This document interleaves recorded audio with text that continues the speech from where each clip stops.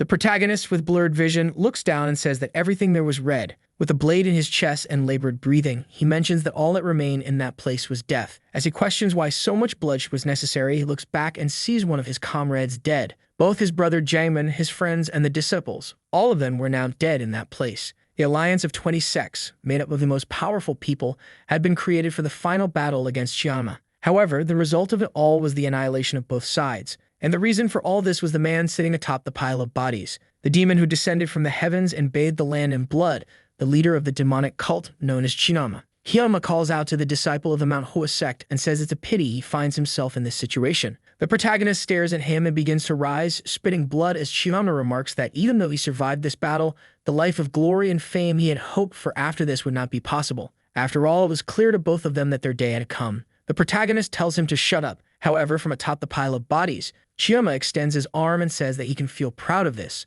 Though many had helped him in this final battle, it was his blade that delivered the final blow, and as the leader of the demonic cult, he recognizes the blade of Mount Hoa as the most powerful on Earth. The protagonist yells and tells him to shut up once more. He charges toward the demon, who remarks that it's a shame because with one more day, he would have been worthy of the name Chinama. However, he says that this doesn't matter and tells the Mount Hoa disciple to remember, this was not the end. The demonic forces would return, and when that day came, the world would fall under the control of the demonic cult. The protagonist extends his sword as Chinama declares that when that happens, he will be unstoppable. A slash cuts through, and a line appears on the demon's neck. He evaporates, and his head rolls down the pile of bodies. Atop it all, the protagonist declares that the war has finally ended. However, he already knew that his life had also come to an end. What he wanted to know was what would happen now to Mount Hoa. All the most powerful members who had participated in this advance were dead. The only people left in that sect were children who barely knew how to hold a sword. He couldn't even tell if all this bloodshed had been worth anything in the end. He wonders if,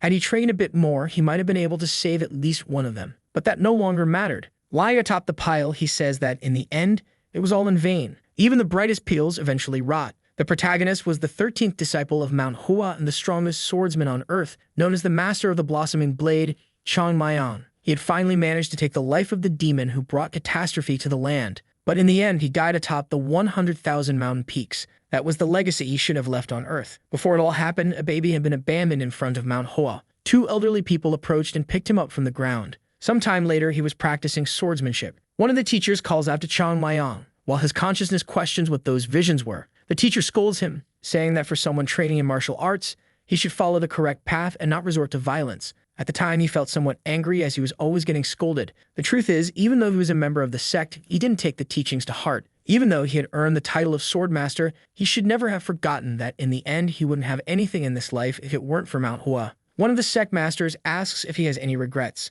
Unconscious within his own mind, Changmayang says yes. He had countless regrets and wished he had followed the teachings of the sect more closely. Maybe that way he would have become an even stronger warrior and somehow changed the outcome of this terrible situation. However, Jaemin speaks up and says that he didn't need to have regrets because all of this was part of the destiny of the Mount Hoa sect, and he was sure they would continue to exist. The scene then shifts to a boy getting hit on the head. Inside a tent, an argument is taking place. A boy tries to defend himself from the attack, asking where Chinama is. The person in front of him asks what business he has with Chinama. The boy, with a wooden stick on his back, says he doesn't know who this Chinama is and claims to be a stinking street rat. Everyone was demanding money, but there he was sleeping as if he owned the place. The boy was utterly confused, wanting to know what was happening because it seemed like there was a beggar in front of him threatening him. The boy, who had woken up, tells the guy to put down that stick before he gets a beating. However, the guy starts laughing, leaving him desperate as the boy on the ground begins to lose patience. Saying that, as far as he knows, not even the leader of the beggar's sect should treat him like that, the boy raises his arm and says that now he's screwed.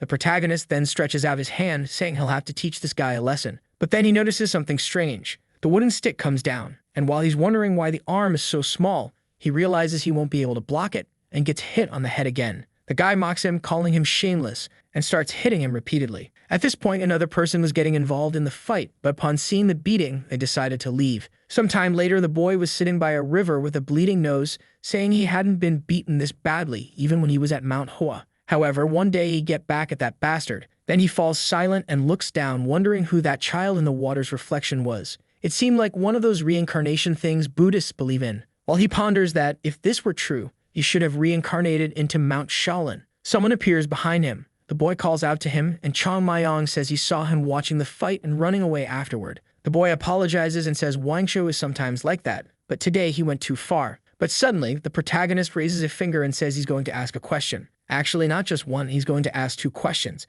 They stare at each other, the boy confused. Silence fills the air, and Chong Mayong asks if he is a beggar. The boy replies that it's obvious. Just look at the clothes he's wearing. Chong Mayong crouches down in anger, asking what kind of cursed reincarnation this is. He then stands up and says he's going to the second question. He mentions the name Chianma and asks if the boy knows who that it is. The boy responds that it seems like the beating was strong enough to make him go crazy. Chong Mayong demands he answer the question. The boy crosses his arms and says he's heard the name. As far as he knows, that was the great leader of the demonic clan who died 100 years ago. Chong Mayong is shocked and wonders what kind of story this is about something that happened 100 years ago. He grabs the boy by the collar and asks if that's true. Hesitant, the boy asks why he would lie about something so stupid. The protagonist lets go of him, unable to believe that 100 years have passed. Apparently, he was reborn, but long after his own death. In a way, it was as if he had returned to a world where he was alone. As he's feeling disheartened, the boy asks if he's okay. That's when Chong Mayong remembers Manhwa. He then says the sect's name and asks what happened to it.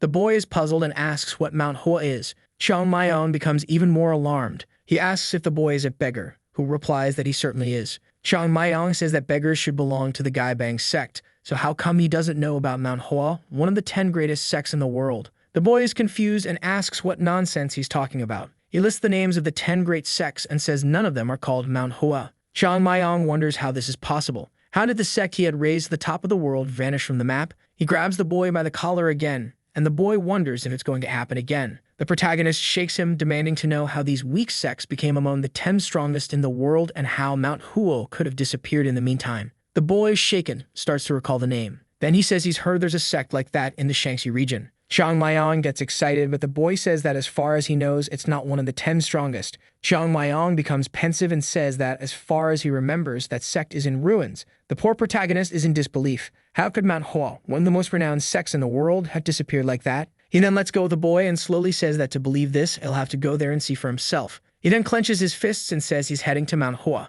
The boy finds it amusing and tells him he'd better return to the streets to beg or he'll starve to death. Chong Mayong, however, tells him to shut up and says he'll have to answer many questions, so it's best not to lie. He then beats his chest and asks the name of this boy. The boy stands up and asks what kind of beggar has a name. People call him Chosang, but whatever. He then asks his age and the boy again replies, who knows the age of a beggar? Chong Mayong says that's fine. He just wants to know now the name of the boy who beat him. The boy introduces himself as Gucho and says the leader's name was Zhongpao. Chong Mayong then says that good deeds will be repaid doubly, but vengeance always comes back tenfold. He then tells him to remember the name Chong Mayong from the Mount Hua sect because one day he'll pay for this kindness. He starts to leave, saying that now he's going, but then he quickly returns and asks which direction Mount Hua is. A second later, birds fly off as he races through the forest. The problem is, he's getting exhausted while remembering that in his past life, he was faster than a horse. After pushing himself, he collapses on the ground like an idiot, his heart nearly exploding. This Dan child's body couldn't keep moving for even 15 minutes.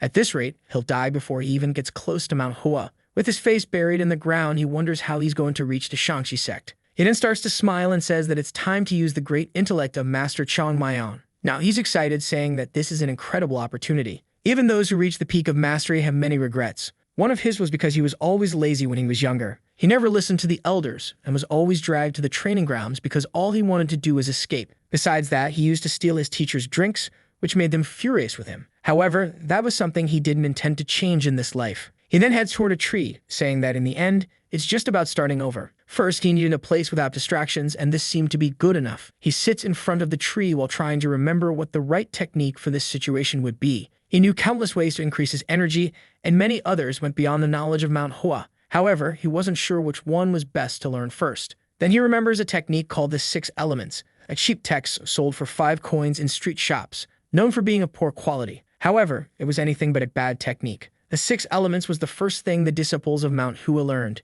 It wasn't extraordinary in any way, but it allowed the practitioner's body to be purified. It was a fundamental technique for those who were in no rush, perfect for someone looking to build an extremely solid foundation. Slowly, he begins gathering energy in his body. The strange roots rise through him as he manages to purify the sky. Little by little, he gathers this purified energy in the center of his body. That small point of power was the beginning of his entire journey in this life. He then stands up, saying that this seed will be the beginning to create the unstoppable avalanche. But as he stands, he collapses to the ground like an idiot, realizing that he spent all the energy he had just to do that. He remembers Brother Jamin always saying that his problem was not using his head properly. Lying on the ground, he wonders how he'll make it to Manhwa at this pace. The scene shifts to a bustling city. The boys run into an alley and call for their brother, warning him that there's another beggar asking for money, so they're running out of coins. It was a very young boy, and everyone was giving him money because of it. The Mohawk guy stands up, saying he'll have to show how things work in this area. The guy gets excited and tells everyone to follow. A little later, a small boy is shown in the corner of a wall eating.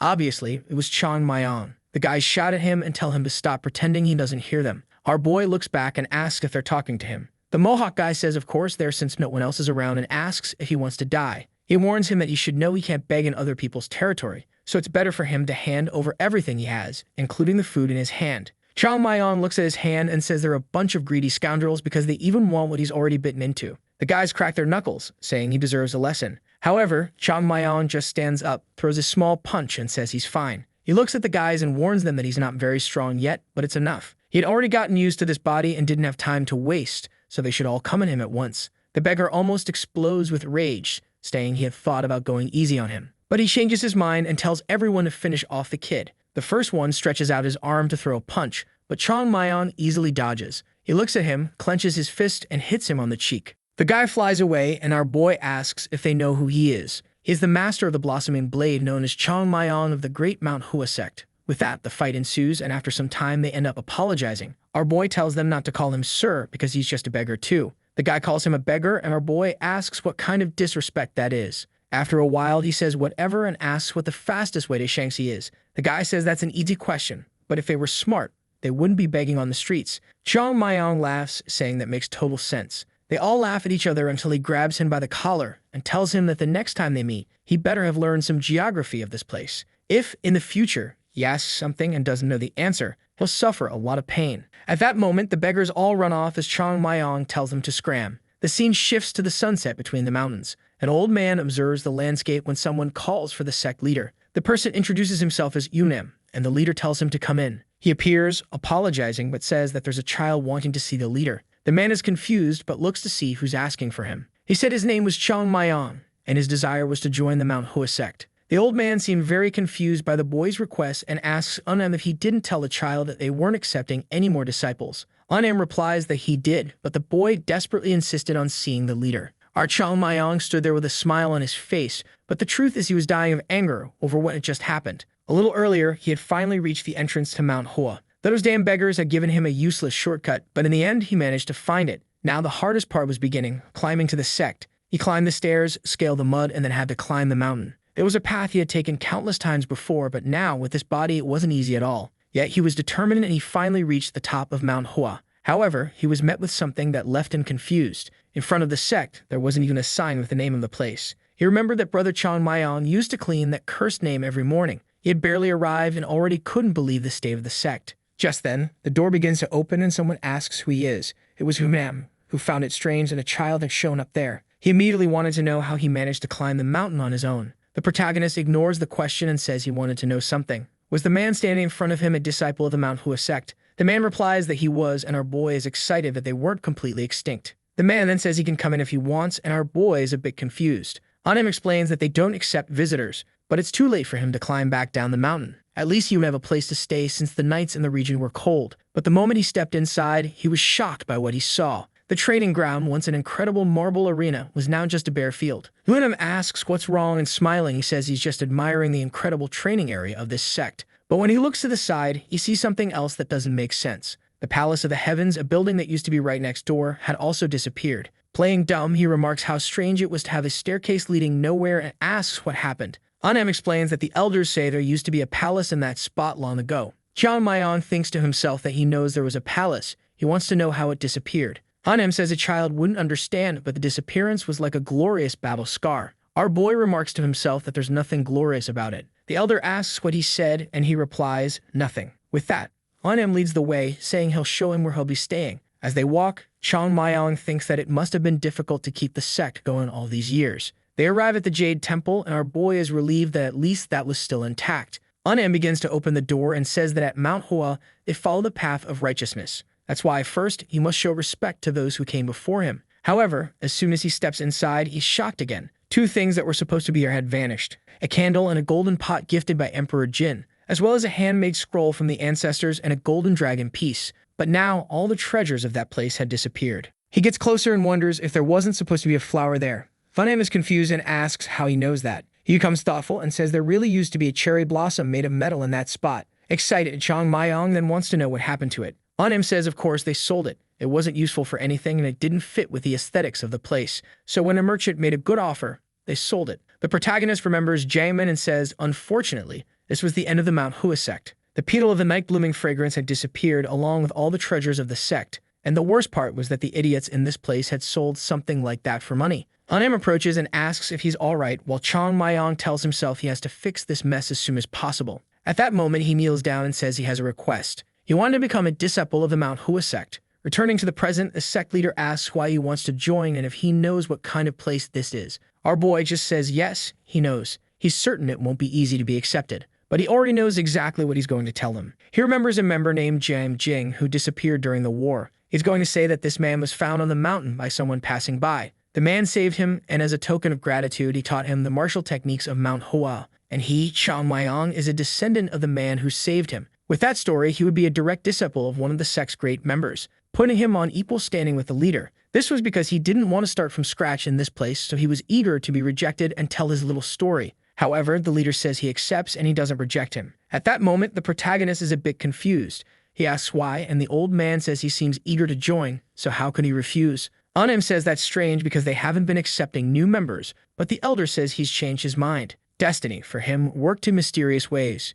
Chang Mayong is wondering why this old man isn't suspicious of him, a complete stranger. However, the elder simply says that regardless of the intent, the boy seems to have come to Manhwa for a reason. They never refused a bird seeking shelter from the rain and always shared their food in winter, so they could never reject a child in this situation. He then tells him to show the boy the beginner's room and begin the ceremony. But Chang Mayong wasn't happy about this at all. In this way, his incredible position in the sect had just been destroyed. The next scene shows him wearing the robe, a uniform for third-grade disciples. But looking around, he wonders why he's in one of the rooms that used to be used for rituals. It didn't seem like just a temporary place. In the old Manhwa, it wasn't like this, as disciples would receive a mentor and go live with them. He walks around trying to understand the place better when someone shouts, asking who he is. The protagonist turns around and a boy appears, asking why he was spying on other people's rooms and if he was some kind of bandit. Suddenly, other disciples start appearing and someone asks Jill what's going on. He says he caught this kid snooping around the senior brother's room, while our protagonist wonders why he always ends up in strange situations like this. Out of nowhere, another person shows up and asks what all the noise is about and why they're causing a ruckus in the dormitory when they should be busy training. Everyone immediately bows and apologizes to the great brother. The guy asks our protagonist who he is, to which he responds that he's Chang Mayong. The man says he'd heard that a new novice was coming and tells him to rest for now.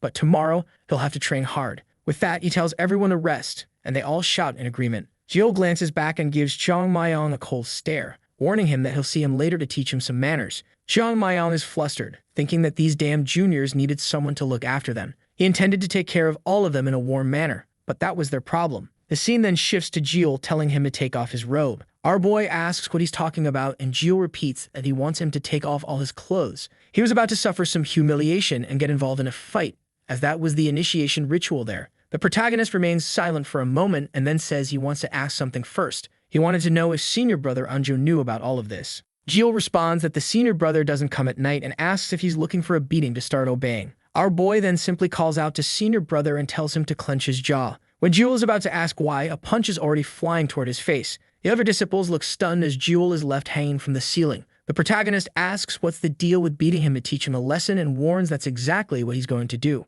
With that, a brawl breaks out in the sect. The scene then shifts to him calling for senior brother Anjum, telling him to give him a proper massage, while Anjum apologizes, saying he'll do his best. He then calls for Jo Jill and tells him to stop trembling and come closer. He has some questions to ask since he's new to the sect, and the boy says he'll answer everything. Our boy wants to know what happened to the Golden Palace and why the Manhwa sect went bankrupt. Jo Jill says he'll explain and asks if he's heard of the Master of the Blossoming Blade. Chang Mayong says yes, because after all, that's him. The boy then explains that this is what all the senior brothers talk about. The Master of the Blossoming Blade was the one who killed John Man, the leader of the demonic cult. After the leader's death, the remaining members of the demonic cult decided to attack Manhwa. The sect was completely destroyed and hasn't recovered to this day. Chang Mayong is shocked and wonders if his failure in that battle was what led to the entire Manhwa sect being destroyed. We then see a flashback of a conversation between Chang Mayong and the sect leader. First, they discussed some techniques, and Chong Mayong suggested throwing them out because they were useless. Jaemin stared at him and said it was a good idea,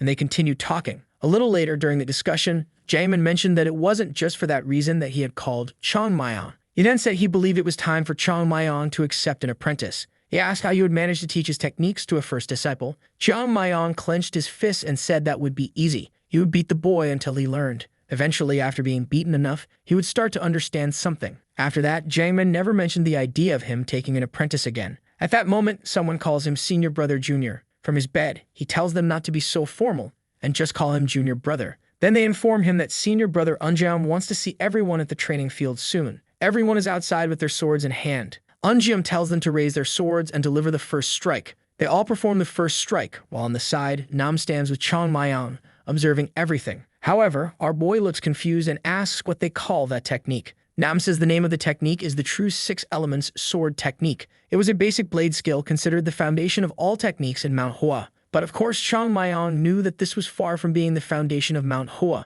They were trying to teach philosophy to someone who didn't even know the alphabet. This type of training would give them a quick advantage for a short period. But what was a true martial artist without a solid foundation? And even worse, the person demonstrating the technique wasn't doing it correctly. He raises his head and looks at the sky, seeing that it was clear and empty, just like the future of Manhwa. He didn't even know where to start fixing something like this. He then calls to the boy beside him, who jumps in surprise and asks what it is. Chong Mayong wants to know what else they're learning in this place. The boy explains that after this technique, they would learn the sword technique of the 7 sages, and after that, they'd move on to the Blossom Hall and study the clarity of the sword technique. Chong Mayong doesn't seem excited about any of this. The boy continues, saying that after that, they would learn the pinnacle of Mount Hua's martial arts, the Great Sword Pacification Technique. However, our boy remembers that Chong Mayong had kept that technique a secret because it wasn't effective enough. It was exactly the technique that he had told them to discard and remove from the library. But now, the trash he had ordered to be thrown away was being considered the pinnacle of this place.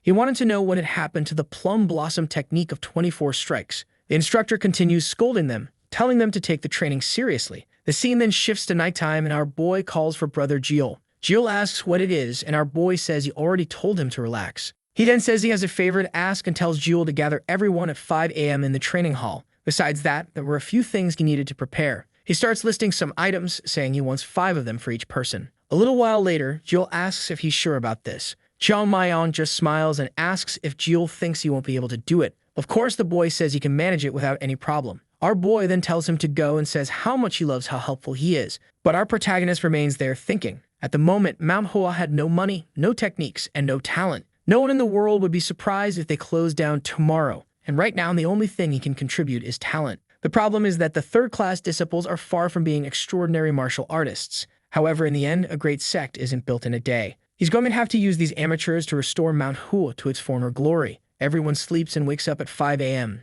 Naturally, they're all angry, wanting to know why they're following the orders of that Dan Jr. They ask the seniors how long this was going to keep happening. The two think to themselves that everyone knows they all got beaten. Just then, our boy shows up and asks if anyone was talking about him. Everyone is immediately startled at the sight of him. However, one of them gathers the courage to ask who he thinks he is to gather everyone there at 5 a.m. Our boy stays silent for a second and tells the brothers not to be so mad. He then apologizes and says that he really forgot to consider everyone's feelings. He personally wanted to apologize so maybe they could talk a little inside. He leads everyone who didn't feel like training into a room and closes the door. Outside, the others are confused about what's happening. Then suddenly, the whole house begins to shake. Jiel noticed the movement.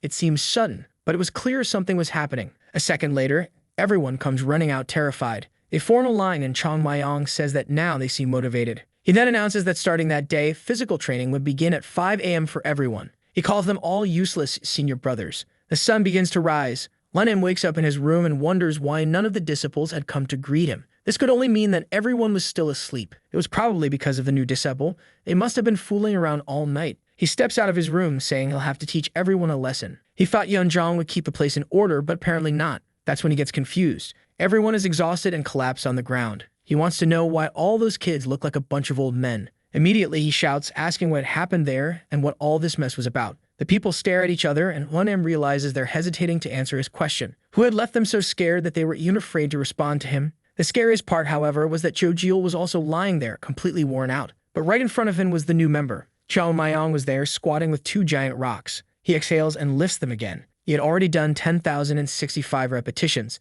That's when our boy, exhausted, also notices Yunem's presence. He greets him with a good morning, while Yunem watches, not understanding what's happening. He could see that the boy was on the verge of exhaustion, but for some reason, he managed to stay standing. He immediately orders someone to fetch water, but Chang Mayong says he's fine. He drinks a little, and then Unam tells him to tell the truth. What happened in that place? The protagonist says it was nothing serious. They just woke up a little earlier to do a bit of training. And strangely, everyone was so motivated that they decided to stay a little longer. Unam finds it odd that these lazy disciples were so eager to train. But when he looks back, he sees that the guys were afraid, and he soon realizes that the reason for all this was Chang Mayong. How could they call themselves disciples of the ManhwaCapped sect when they were being beaten by a child like him? He should give him a little lesson. He then tells our boy that the White Blossom Hall also has its own rules and asks who gave them permission to sleep less and wake up early to train. With a clueless expression, Chang Mayong says that if that's the case, they'll stop training then. Unam is confused by this reaction. He needed to make it clear that this damn kid had threatened his seniors. He looks at our boy, who seemed all innocent. He didn't know how to handle this because it would make everyone in the ManhwaCapped sect look like fools. He'd have to make it clear to everyone that this kid who had arrived yesterday had beaten up all the third-class disciples, which would make the teachers look like the biggest fools. While he didn't know what to say, Chang Mayong asks for 1 month. That's all if he wanted to train with everyone. In that time, he guaranteed they'd see an incredible difference. Besides, he was only proposing this because the seniors seemed strangely motivated. They had been training hard, yet no one had complained. He shouts if everyone agrees, and the others simply say yes. At that moment, Unam realizes that the boy had somehow made sure no one told the truth. But where did they find a kid like this? As soon as he arrived, he had already dominated all the third-class disciples and was even making them train. Unam then says the training must also be difficult for him, so why was he so eager to wake up early and train? Chang Mayong replies that although they can learn a lot, they can still push themselves harder to improve faster. Every minute spent in bed is a minute less spent training. With those words, Unam understood that the boy meant that no one needed a reason to train harder. He then asked the boy what the most important part of the relationship with older brothers is. Our boy says it's respect, of course, and swears he will always obey the commands of the senior brothers. The leader is starting to realize that the boy is smart and won't want to humiliate him in any way to maintain the hierarchy of the place. Unfortunately, he admits that the boy is clever. He then turns around, shouting to everyone how amazing it was that they had volunteered to train so early. He was extremely impressed with everyone. If they kept training like that, he was sure they'd become stronger than ever. However, that wasn't what the group was hoping for, and they asked for help. But Unam runs off immediately, leaving them behind. Chang Mayong tightens his fist and asks what kind of help they were asking for. How could they dare to say something like that when it was clear he wasn't there to harm anyone? He then asks if they could have another conversation inside. In the next scene, they are already getting beaten up. Several days pass in the SECT. Our protagonist continues practicing. His energy center was still weak and small, but it was finally starting to form. During this time, he's also learning more and more about what happened to Manhwa. The reason the dormitory system had been created was because they no longer had enough trainers. Moreover, the sect leader and the 2 masters were very kind people. They had great intentions, but they were incredibly weak. Their strength was pathetic compared to even a disciple from the sect 100 years ago. And naturally, as a consequence, the third-class disciples were also terrible. But the question remains, why would that matter? After all, Chang Mayong was here now. Manhwa would rise again as the #1 sect in this land. That was his ultimate goal. The scene shifts to the dining hall. A boy tries to grab some food, but his hand hurts so much that he ends up dropping it. He says that training hard is good, but they at least need the energy to be able to eat. He then tells Jewel to talk to the boy and ask him to go easier on the training. No one has been able to use their chopsticks for days, but Jewel just replies that he doesn't have time to listen to those endless complaints and asks if he's their messenger boy. He says that whoever wants to go against Chang Mayong should speak to him directly. He then stands up and says he wants to talk to Yunjong for a bit. Walking outside, Yunjong comments that he seems relieved by everything. Jill just responds by asking what he thinks about Manhwa. Yunjong is a bit confused and says that's a tough question. Jill says that he could go back to his family anytime, but he knew that Yunjong's goal was to live in this sect. Yunjong agrees, and they both fall silent. Jill then says that before, he thought the Manhwa sect had no future. His friend says that's a crazy thing to say and shouldn't be mentioned to anyone. However, Jill says his mind has changed. The future he saw for the sect had shifted since Chang Mayong's arrival. Even though it was forced, he finally understood the importance of those early morning training sessions. He realized that he had never trained so hard to the point of pushing himself to his limits. On the other hand, that kid kept training yet harder for longer and didn't seem to get tired. Seeing him so dedicated made Jill want to give his best in this place too. He then turns and says that from today he's going to give 100% of himself to become a true martial artist. Yunjong smiles and says he feels the same way. Meanwhile, our boy was up in a tree, listening to everything, thinking that he had already bagged 2 of them. Their trainer hadn't caused too much trouble either, But the journey was still long. That's when someone bangs on the sect's door, demanding that the leader come out. Chang Mayan is confused while someone yells to open the door immediately. Someone kicks the door and tells one of the disciples to fetch the leader. Before anyone can respond, they start barging into the sect. Unim and Unjun look a bit embarrassed as the men begin invading. From above, Chang Mayan is confused, wondering who these people are. The group says they've been waiting there for a long time and are losing patience. They want to know when they're finally going to be paid back. At that moment, our boy realizes he has yet another problem to solve. He hadn't known these bastards were so deep in debt. He stands in front of the leader's house and asks if he isn't ashamed, demanding that he come out immediately. The door opens and the leader steps outside. Chang Mayan watches from the side, observing everything. The elder greets everyone and asks what brings them there so late at night. Our boy finds it interesting and quickly understands why this man is the new leader. Every movement and word he used had a certain air of wisdom. It was a subtle way of showing that he was clearly trying to stall the conversation with these men. Then the pavilion leader, Munyan Gong, clears his throat and says that it seems the sect leader is doing quite well. The elder responds that he never imagined the great owner of the pavilion would come all the way there. He says it's a shame they have to meet under such circumstances. He regrets having to climb Mount Hua, but hopes they understand why he had to come there. He says the sect leader must be aware of the situation they're in because the date they had promised has long passed. They had favored Mount Hua for a long time and never sought compensation all these years. As promised, they were the most lenient they could be, and for that reason, they were giving them 7 days. If they didn't repay their debts, they would take all of Mount Hua's land. Immediately, someone shouts and everyone looks back. The men apologize, saying that one of the young apprentices shouldn't have had to witness something like this. Later, the group explains to our boy that these people are from the Huan prefecture. Chang Mayan is lost in thought while the young boy is looking for a chance to escape before he gets beaten again. Jojiel asks if this prefecture is located just below Mount Hua, and the boy confirms. He then asks if that means the merchants of Mount Hua borrowed money from the people in this prefecture. The boy says he has no idea but has heard of Munyan Gong. As far as he knows, he's the owner of the Huan Pavilion, the largest tavern in that city. Our boy recognizes the name of the pavilion and asks if he's the leader of that place. The two boys are shocked and tell him to calm down as they see him cracking his neck. That's because he knows very well that the Taiho Pavilion always belonged to the Mount Hua sect. He grabs the boy by the collar and asks if the people from the pavilion lent money to Mount Hua, and now that they haven't paid it back, they're trying to take the place. The boy just confirms it, but to Chang Mayan, none of this makes sense. First, it's absurd that Mount Hua would borrow money from the pavilion when the pavilion belongs to Mount Hua. Clearly, something went very wrong in the past. He then calls for Jojiel, who's startled. He tells him that thing he mentioned earlier. He wants him to bring it now. Jojiel is confused, but Chang Mayan orders him to bring it immediately. Jojiel runs off, saying he's on it. He brings the robe and asks why he wants it. Our boy then says that the Buddhists have a saying, sometimes to meet Buddha, you must kill him, which means that sometimes you need to go against the virtuous path to find true enlightenment. Now dressed in the robe, he says he's seeking to follow that teaching. The two boys are shocked and ask if he's thinking about leaving the sect. In a second, he's already jumping over the wall. He looks down at the city, and in the middle of the pavilion, some men are laughing, saying that it seems the leader was left speechless. They amuse themselves, saying they've finally given their final ultimatum. Nare Godo says they deserve it, especially since they've already taken more than 100,000 coins from him. They tell Gong that the leader couldn't even respond properly. Gong, smiling, says that even though he's a merchant who loves money, it still saddens him to destroy a place that meant so much to his ancestors. The man in the blue robe says he shouldn't worry about that since the final deadline had already been extended for a long time. He's sure the entire city will appreciate how lenient he's been. Gong just thinks to himself that it must be nice to live life with such a simple mind. No one there knew it, but Mount Hua was still a major influence. That's because the power of the sect didn't lie in its martial arts, but in the legacy it built over the years. It's hard to find anyone in the Shaanxi region who doesn't know the history of that sect. However, little by little, he's been gaining enough strength to finally put an end to them. Like a duck being slowly cooked, the time had come to finish them off. One of the men then asks what Gong is going to do with Mount Hua's location, as it would be easy to sell such a place. The man's name is Zhongzhen Yu, and he suggests it might be smarter to ask for something else as payment. But Gong says that the place has much more value than they can perceive. Even though it was just an abandoned place, it still carried tremendous value. The men don't seem to understand why, and Gong begins to get angry. He then sets his chopsticks down on the table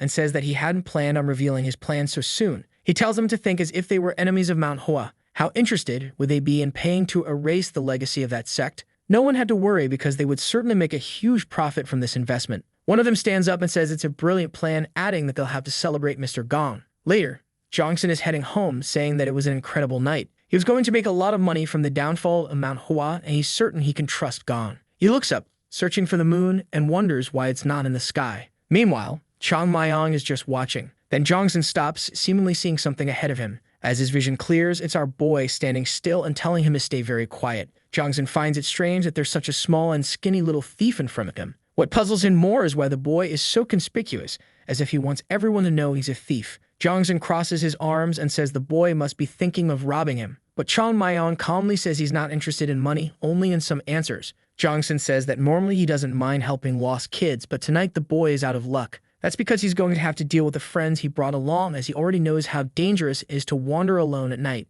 Our boy immediately recognizes the men as caravan guards. One of them asks if they should kill the boy, but Jongsun says it's unnecessary since he just wants to ask him a few questions. He turns around hearing the sounds of a fight and says it seems everything's going well. But strangely, there were a lot of fighting noises, and he starts to wonder what's going on. Then he hears a bang behind him. He turns, telling the men to go easier on the boy. But someone apologizes. It's Chong Mayong, who had already taken everyone out. Chong Mayong says he only wanted to talk, but people were being rather impolite. He then tells Jongsun to come closer. Once again, he tells him that if he answers, he won't get beaten, and Jongsun immediately agrees. Chong Mayong grabs him by the collar and says that now they can start with the lesson. He had offered not to give him a beating, but Jongsun refused, so now he's going to take a few hits. But no worries, he'll still be able to talk once it's over. A moment later, the poor man is all swollen, talking nonsense. Chong Mayong warns him that if he doesn't speak properly, he'll get beaten again. He then asks what's the deal with Manhwa borrowing 100,000 coins, and the man just confirms it's true. Our boy thinks for a moment and draws Jongsun's attention. He knows that if Jongsun sold everything he had, he wouldn't be able to gather 10,000 coins, let alone 100,000. So how did he and this group of merchants from this failing city manage to lend 100,000 coins to Manhwa?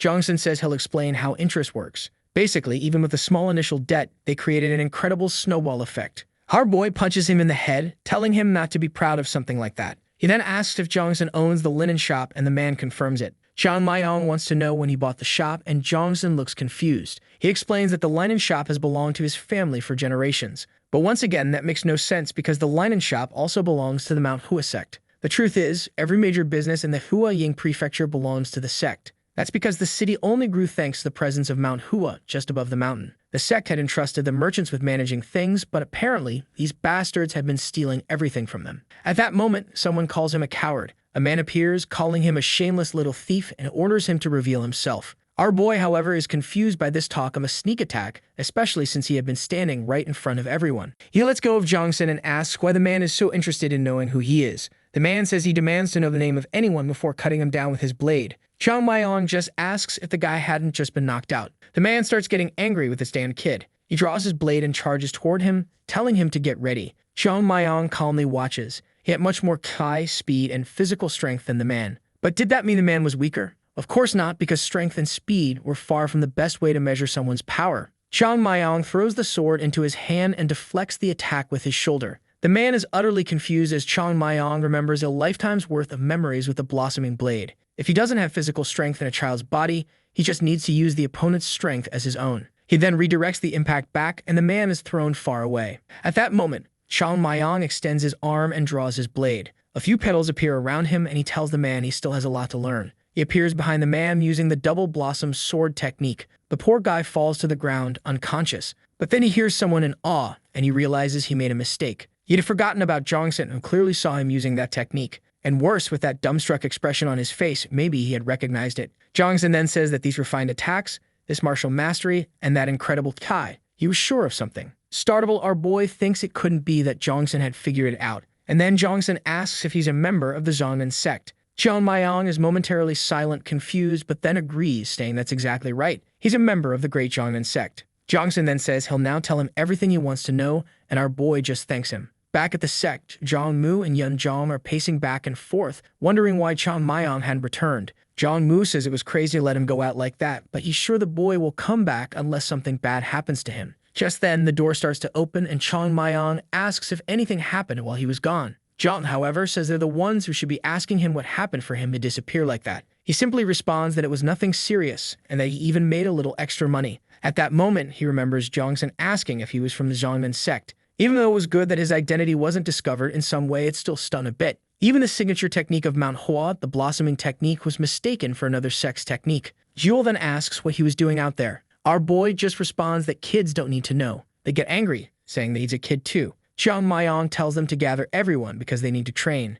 Jewel is confused, especially since it's nighttime. But our boy tells him to listen up, saying that whether it rains or shines, day or night, or even snows, they wouldn't miss a single day of training. Jill starts getting excited, saying he's looking forward to today's training. He says he'll gather everyone and asks if Chang Mayong is going to join them. But Chang Mayong says not today as he has other things to do. Zhang says they can only train properly when he's around. They could try training alone, but they know that without him there, no one would take it seriously. However, the protagonist simply says he already knows that and tells them to go gather everyone. He then falls onto his bed, wondering what to do next. The situation was complicated as the city merchants were trying to take the place, and the documents that prove Manhua's ownership of the businesses had probably been lost a long time ago when the sect was attacked. He could just invade the city and beat everyone up, but that would only worsen Manhua's reputation, so things couldn't be solved that way. He needed a justification to prove they were the rightful owners of this land. The problem was how to find something like that. He remembers seeing Jiangman filling out the records of who owned those properties, but when he opened the door, Jiangman seemed to be filling out only a few.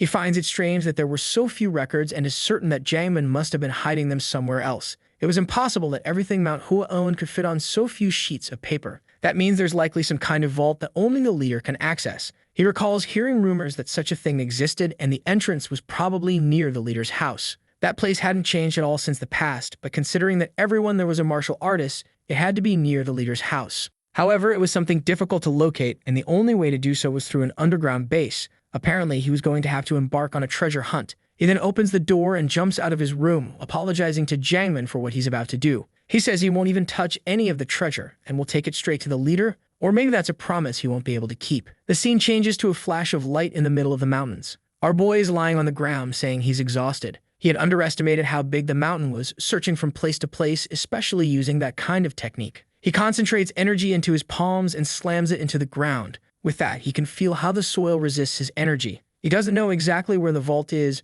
but he's sure it's somewhere nearby. However, time passes and he becomes exhausted without finding anything. But still he tries again and again, until suddenly he feels something strange. He sends out another energy impact and grabs the pickaxe, declaring that he's found it. Now all he has to do is dig and uncover this damn treasure. After some time, he finally discovers a concrete ceiling. However, he finds it impossible that the treasure is hidden behind something so easy to break. He pulls out one of the blocks and sees that it's actually a corridor. This was the path to the real vault. But then he hears footsteps. The sect leader is approaching. Jiang Mayong watches silently and realizes the leader already knows the vault's location. The leader arrives in front of the door, and Chang Mayong imagines that this must be the entrance to the vault. However, he only sees the leader with his hand trembling in front of the door. As he observes the leader's hesitation, Chang Mayong finally understands what's happening. The leader wasn't showing the secret of how to open the door. In reality, this was the image of a man who could do nothing. Manhwa was on the brink of extinction, and its martial power was steadily diminishing. Running a place that no longer had any resources must have been difficult even for a leader like him. He had to witness, day by day, the place he had dedicated his entire life to slowly fall apart. It was painful to imagine how difficult it had been for him to see this every day. But a leader could never dishearten others, so he had to appear strong for the sake of all the disciples. And that's why this was the only place where he could show a little sadness. A while later, the sun finally rises. Chang Mayong jumps into the tunnel and says that part of this is still his fault. But it wasn't too late yet. First, he had to get through this damn door. He approaches, places his hand on it, and sends out an energy impact. However, it's immediately repelled. He recognizes the material as millennium metal and knows it's impossible to break through with brute force. Now he understands why this sect leader stood there with no hope of opening it. The problem is that he also can't cut through this metal. But then he remembers that Jiangman's K level wasn't enough to do something like this either. If a leader can get in, then there must be another way to open it. Something catches his attention, and he begins to examine the pattern on the door. It's actually sword marks, the pattern of cuts from the 24 blossoming blade technique. He starts to realize that several of Manhwa's techniques were blended into it, but he knows that this can only be done with the Violet Dawn Kai. He would need to perform several techniques one after the other with extreme precision. That's how the door is opened. But why did they create it this way? In a way, he understands how it works, but now there's one more problem. How can he use all these techniques? In his past life, it wouldn't have been an issue. Now he's just a weak child. Even though he knows every form of the attack, he doesn't have enough chi or physical strength to execute each cut. He starts adjusting his hair, saying he didn't want to have to do this. He slaps his stomach and says it looks like he's going to have to start a month-long vacation. He would need to use just a bit of this. He then begins to tap into his true innate chi. This was the energy humans are born with and use to sustain their lives. Using this energy was like using a bit of his lifespan, but he had no choice. Suddenly, a purple aura starts surrounding his body. He points his sword, saying he only has one chance. With a single opportunity, he had to open this door. The problem was that many of these techniques he hadn't even tried using with his body. But there was no time to wait as his sky was already being consumed. He then sends out the first cut, spits blood, and says his body is getting heavier, feeling the limits of his energy. But now, he couldn't stop. He uses the first form of the 6 elements, executes the 24 blossoming blade techniques, and says he cannot break the chain. He continues linking one technique to the next, and gradually, stars form on the door. Finally, he collapses to the ground as the entire door shines. He gets up, asking if it worked. If this didn't succeed, there was nothing else he could try. But suddenly, he starts hearing a sound. A wind blows and the door begins to open. However, poor Chong Mayong is just coughing up blood on the floor. Now because of this, he'll have to take it easy for a few months. But this is the kind of thing he has to do if he wants to save the Manhwa sect. The door begins to open and he smiles, saying he's going to take a look at what Jaemin had been hiding. Finally, he's inside and sees 3 shelves. He finds it strange that there were all these books and nothing else. But considering they used Millennium Acid, it's understandable why it's so small. He remembers Jaemin always complaining about finances, so now it's time to see where the money went. He then pulls out the first book and is immediately impressed because it contains everything the sect owns. These were perfect copies of all the official materials. Now those merchants were definitely screwed. However, looking around, he finds it strange that there are only financial books in this entire place. He was hoping to find some money to buy good food and drink some liquor. But since there was none of that, he pulls out another book, saying he'll take a quick look before leaving. He then sees that these are tomes of techniques, and he wonders if the people hadn't already learned them. But that's when he realizes that none of these techniques are currently taught in Manhwa. That's because they were sealed in this place, with no one able to access them. He imagines that Jaemin hesitated to teach these techniques to future generations, which is why he stored them here. Normally, Jaemin was a man filled with inner conflict. The first shelf reflected his responsibilities within the sect, while the second showed the love and compassion he had for everyone. But now Jaemin didn't need to worry because Chong Mayong would restore the sect to its former glory. And after that, they would move forward and surpass what they once were. However, that's when he notices something strange. On the shelf beside him, there was only a peculiar scroll sitting on top. He pulls it down and begins to read. It says that this was meant only for the sect leader. If someone was reading this scroll, it meant that the next leader had already been chosen. Sometimes a few lines said more than countless words could, and for that reason, he decided to leave his thoughts in this book. Although the sect leader holds the title, they don't dictate the future of Manhwa. The new leader must have already realized that the future of the sect is decided by the younger generation within it. The leader's job is to encourage the new members so that they can find the new path for the sect. He pleads with the leader to abandon the burdensome idea that the future depends on them. Manhwa will always remain Manhwa. It's a force and spirit that cannot be led or wielded. And even if the future is full of fortune or disaster, it will simply continue being the same place. But one thing that wouldn't change over the millennia was that they would always need to guide the disciples and fulfill their duties. That was the heavy burden he was leaving for the next leader of Manhwa. Zhang Yun puts the scroll away and thinks that the old man was always like this. However, he's annoyed because there should be much more in this place. He starts to leave, thinking that at least the scriptures would help deal with the merchants, but he decides to wait for a moment. The layout of the place seems a little strange to him. Zhang Yun had a sort of quirk, where even the lamps had to be asymmetrically distant from him. So why was that shelf strangely empty? He leans on it and pulls it upward, saying there's something more to this. He throws it to the side, and that's when the glow appears.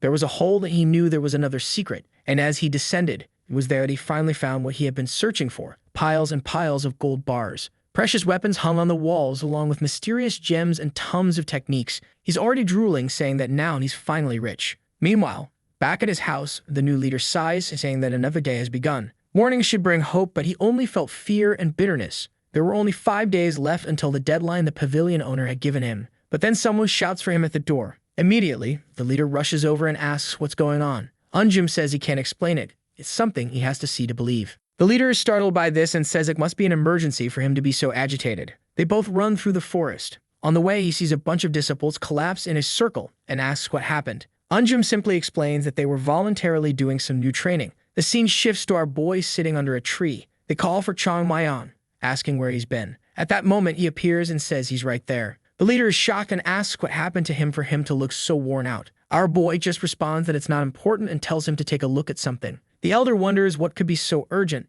and then he's blinded by the gleam of light as our boy smiles. The property records, the gold bars, and the weapons. Chong Mayong says he found them by coincidence. The leader wants to know how that's possible, but Chong Mayong says he's too tired and needs to sleep. The elder decides to let him go, figuring he can ask later, but he still can't believe there are piles and piles of gold bars in front of him. And even more precious than that appear to be the items in the box, the property records of Manhwa and the Huan Prefecture. He hesitantly touches the documents, afraid of tearing something and ruining everything, But as he opens them, he's completely relieved, saying that these really are the city's records, and he collapses onto the floor. He then wakes up in bed, saying that he also saw the record of the 7 blossoming blades, and he realizes he had been dreaming like a madman. But then he shouts, asking where the chest came from, and someone confirms it. We then see someone else examining the same records. It's Haiyan Yang, the head of Manhua's finances. He confirms that all those records were real. Additionally, there were certificates of authenticity beneath that treasure. Not to mention, all the certificates have been issued by the government, so it would be easy to verify.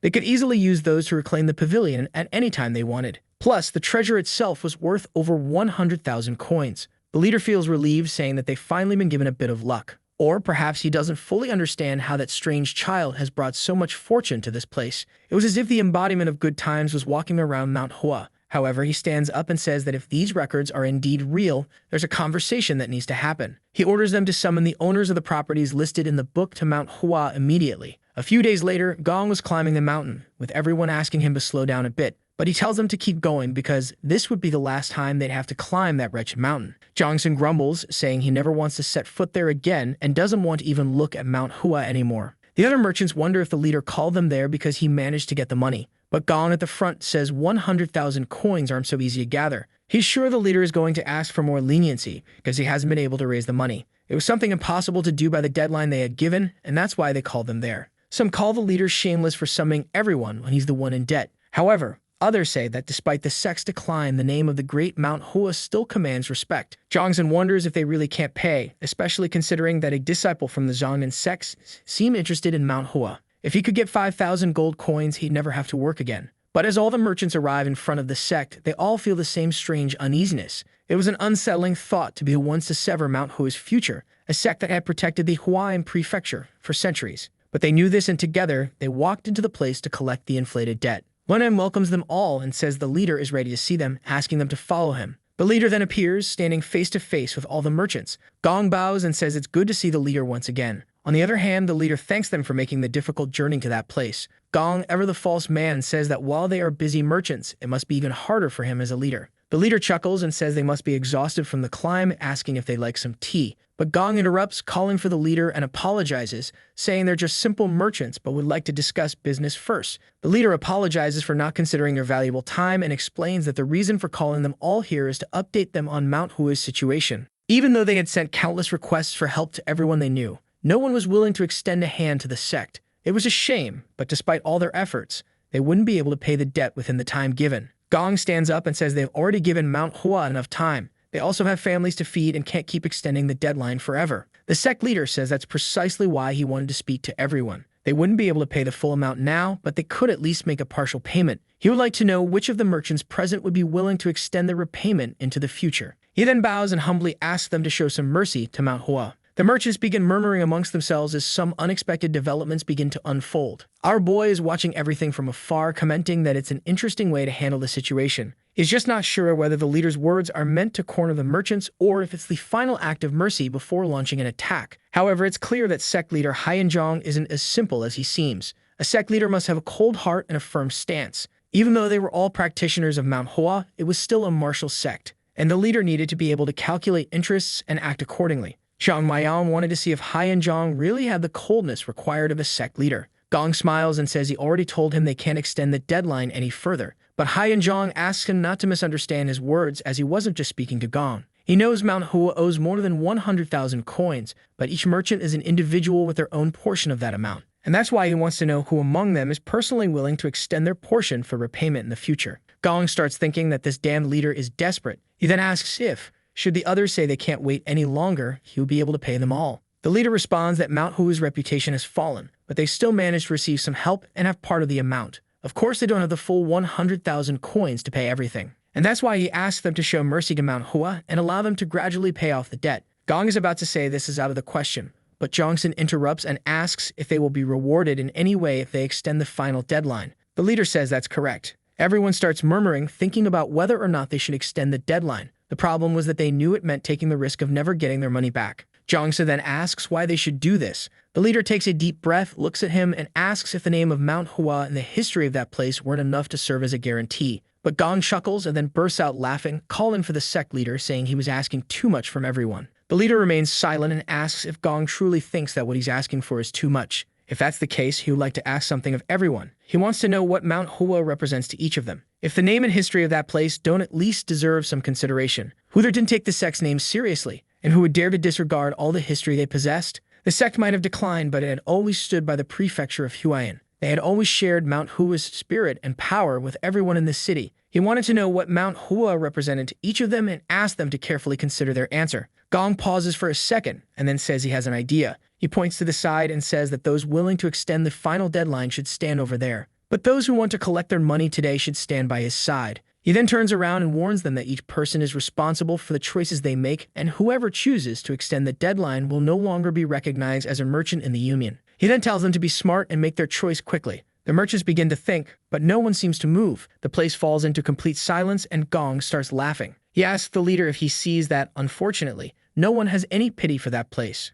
But then someone starts walking to the other side. It's Jongson, and Gong asks where he's going. The leader simply watches. The other merchants want to know what this means. Jongson just tells them to stop looking at him like that, admitting that he knows he's making a foolish choice. He tells Gong that you would never understand because he's not a native of Huayan Prefecture. Gong had come to this place to take over businesses from others involved with him, and that's why he doesn't understand what Mount Hua means. Everyone born in Huayan grows up hearing stories about Mount Hua. They dream of joining the sect and becoming sword masters, and even after realizing they didn't have martial talent and giving up that dream, they learn about the efforts Mount Hua has made to protect the Shaanxi province. Gong doesn't understand what he's talking about, but Jongson just says that Gong wouldn't get it anyway. It's something he learned from his father, who learned it from his grandfather. Mount Hua has always been the pride of Huayan and Shaanxi. For Gong, it would be easy to take that money and leave Huayan because he could go to Hamzhou and spend it somewhere else. But Jongson wasn't going anywhere even if he had the money because he'd spent his whole life in Huayan. Gong can't believe Jongson is giving up on making money for the rest of his life because of something like that,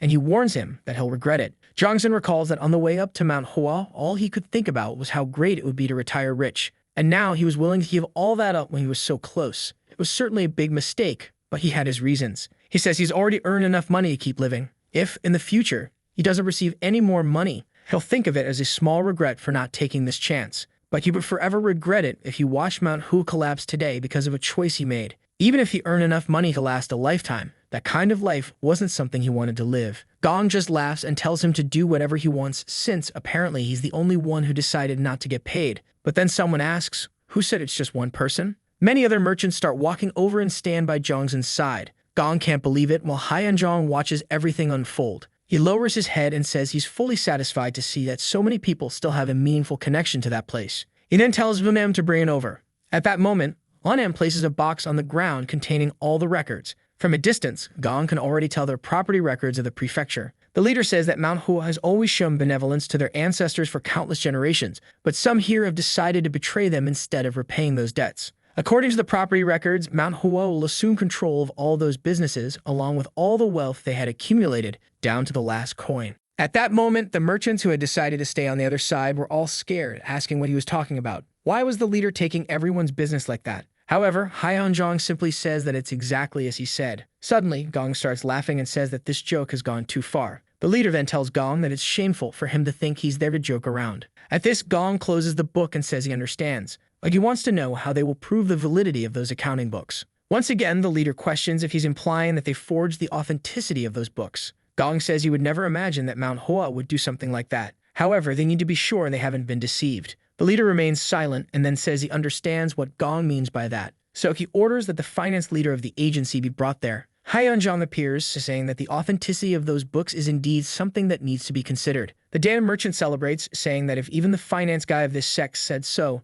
then Gong must be right. However, Haiyanzhong then turns around and says there's a reason for that. They already anticipated that something like this might happen. That's why half of those books were sent to the prefecture 2 days ago. At that moment, Gong realizes he's in trouble. While they were on their journey to Mount Hua, people were analyzing those books. That means that by now, most of their businesses must already be taken. Not to mention that 2 days is more than enough time for them to complete the whole process. The books at Mount Hua are just a few, while the other half must have already been validated. Gong is about to explode and then shouts at the leader. However, Haiyanzhong just tells him to lower his voice, saying that he has no right to shout in that place. True friendship comes from helping others in times of need. However, they have no reason to be merciful to those who betrayed them when they needed them the most. He tells everyone to return to Hua's prefecture because everything will already be resolved. He warns that if it had been done properly, it would have taken everything. However, for each one's work, they would be allowed to take only one cart with a few items. Gong grits his teeth in rage and says he will never forget this. He then turns around while the other merchants just watch.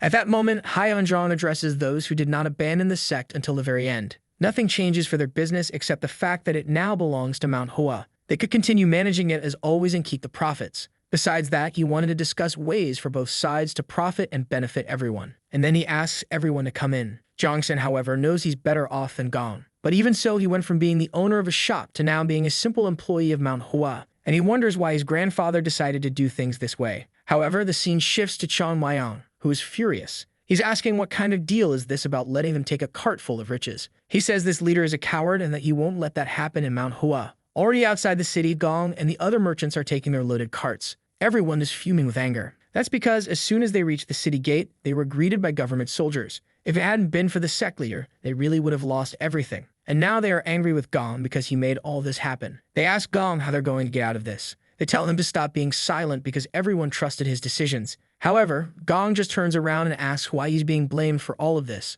The fool remains silent for a moment and says that Gong isn't the only one to blame. But then Gong stops. He says there's no reason to be so stressed since they're only in this position temporarily. He's sure those damn books are fake and were forged by the leader. One of the guys in the back, however, says they seem legitimate and have been confirmed by the prefecture. Gong insists, saying they must have set everything up with the prefecture and the representatives there to steal his businesses. However, they would go to the city of Luoyang and talk to the owner there. If the people from this city were using the authorities, they would talk to someone even higher up. But someone appears and says that he's talking nonsense. Boy, it's our guy dressed like a bandit. Gong asks who said that, and our guy coughs, saying that as far as he knows, he's the only one there. But Gong is confused, wondering who this bandit is who walks like an old man. Then he says he knows he wants the riches in the carts, but he better leave quickly, or he'll lose his life for nothing. Our guy hates being underestimated, even more so because to him he's not stealing, he's just taking back what belongs to Manhwa. Gong is confused about what wealth he's talking about, and at that moment he realizes that he belongs to that damned sect. Suddenly, some guys start showing up, and Gong says it's the perfect time to get revenge. A bunch of mercenaries jump toward Chong Myong. However, he looks at them for a second and throws himself at them. The first one finds himself face to face and gets hit on the head with a scabbard, another on the chin, and another on the forehead. In a second, they are all drawn in the sky. He stops in front of Gong and says it's good for him to know. Until today, no one has challenged his words and left with all their limbs intact. Gong is confused as he didn't know that Manhwa still had a martial artist of this level. He orders the useless ones to stand back. Then he tells our boy that he doesn't know where he came from. However, if he had been helping the sect, they wouldn't be in their current state. But it was a pity that he chose the wrong person to come for revenge. And he warns that our boy will die at his hands and be used as a warning to that sect. He activates his energy, saying that the leader will be very sad to know that someone like him died at Gong's hands. He runs toward him, telling him to prepare himself. Chong Myong finds it very suspicious that a shop owner has so much martial energy. However, it's now time to get beaten up everywhere, except in the mouth since he needs to be able to talk afterward. The forest explodes and Gong has his hands on the ground. He's sure he didn't let his guard down and has already faced many practitioners stronger than this guy. It's a common saying that a tiger hunts its best when chasing a mere rabbit. Besides, the moment he saw this masked guy destroy the mercenaries, he didn't lower his guard. Yet even so, this bastard has a bored expression. He moves forward again, saying he's going to fix that face. He stretches out both palms and comes face to face with Chong Myong. However, our boy just stretches out the sword's scabbard and strikes his hand with it. The man stares at his hand as it begins to absorb all his energy. It starts running through his arm and he screams in pain. He had concentrated all of his power, but it was blocked right at the moment of release, and now it's all coming back. Our boy tells him that he's way too slow and recommends he stop trying. At this rate, he's going to break all his fingers before landing a single hit. Gong ignores him, activates power in his foot, and charges toward him. However, our boy seems to turn into a blur and the energy passes through. It explodes in the background and Gong doesn't even know where he ended up. In the same instant, our boy is already behind him. Gong turns around with another attack but is blocked by the scabbard again. Once again, his arm receives the energy backlash. The protagonist warns him again that he's going to break all his fingers before managing to do anything. Gong falls to the ground, saying this kid isn't faster than him, nor stronger than him. Looking at their energy and physicality, he's sure he could take on 10 of them at the same time. He stands up and tries another kick, but our boy dodges it. Gong doesn't understand why he can't land a single hit. No matter how slow he is, this guy dodges all his attacks with precision. He's sure this guy knows everything he's trying to do. He's a strange monster that he still can't even estimate how dangerous he is. Then our boy stands up again and says he's not going to keep things like this. He wanted to play a little, but now he's running out of energy. Sweating, Gong asks why someone like him didn't help Manhwa. The two remain silent. Chong Myong throws the sword onto his back and asks why he would answer that. To him, deluded people like Gong lived in fantasy worlds, so he wasn't interested. However, on the other hand, he wants to know why Gong has such refined martial arts for a shop owner. Even stranger is someone as skilled as him living in Manhwa's prefecture. Gong asks why a martial artist couldn't be a shop owner. Our boy says it's no problem. However, he's sure that with skills like that, Gong would be making more money elsewhere. Gong pretends not to know anything and says that doesn't make sense. But Chang Mayan tells him not to start with that nonsense. He's not going to believe that it wasn't an order from anyone and that Gong is there on his own. But Gong says that's exactly it. Our boy says they always say that in the end. However, it's time for the final question. He asks if Gong knows what he does to a person when he wants to get information from them. Confused, Gong asks how he would know that. Our boy clenches his fists and says he beats them until they start talking. At that moment, the poor fat man already knows he's going to get beaten. The protagonist then says there's no point in trying to get information from someone who's not willing to talk. That's why they need to follow a slightly more functional path. He runs toward him saying he's going to get the information or at least be satisfied with having beaten him up without getting it. At that moment, Gong notices that he's coming for his left knee. The problem is that at that speed, he can't block the attack. But suddenly, he gets hit in the shoulder. He's confused because all the movements indicated an attack on his knee. He sees another blow coming and realizes there's a strike that's going to hit the center of his head. He raises his arm to try to defend himself, but in reality, it was the hilt coming from below. The poor guy takes a blow to the neck. He stumbles backward, wondering how the blow hit below when he saw the strike coming from above. To him, the protagonist is all blurry. He keeps getting hit, seeing the attacks and not being able to dodge them. He's starting to realize that at this rate, he's going to die. He can see by the calm look in his eyes that this guy has already killed countless people.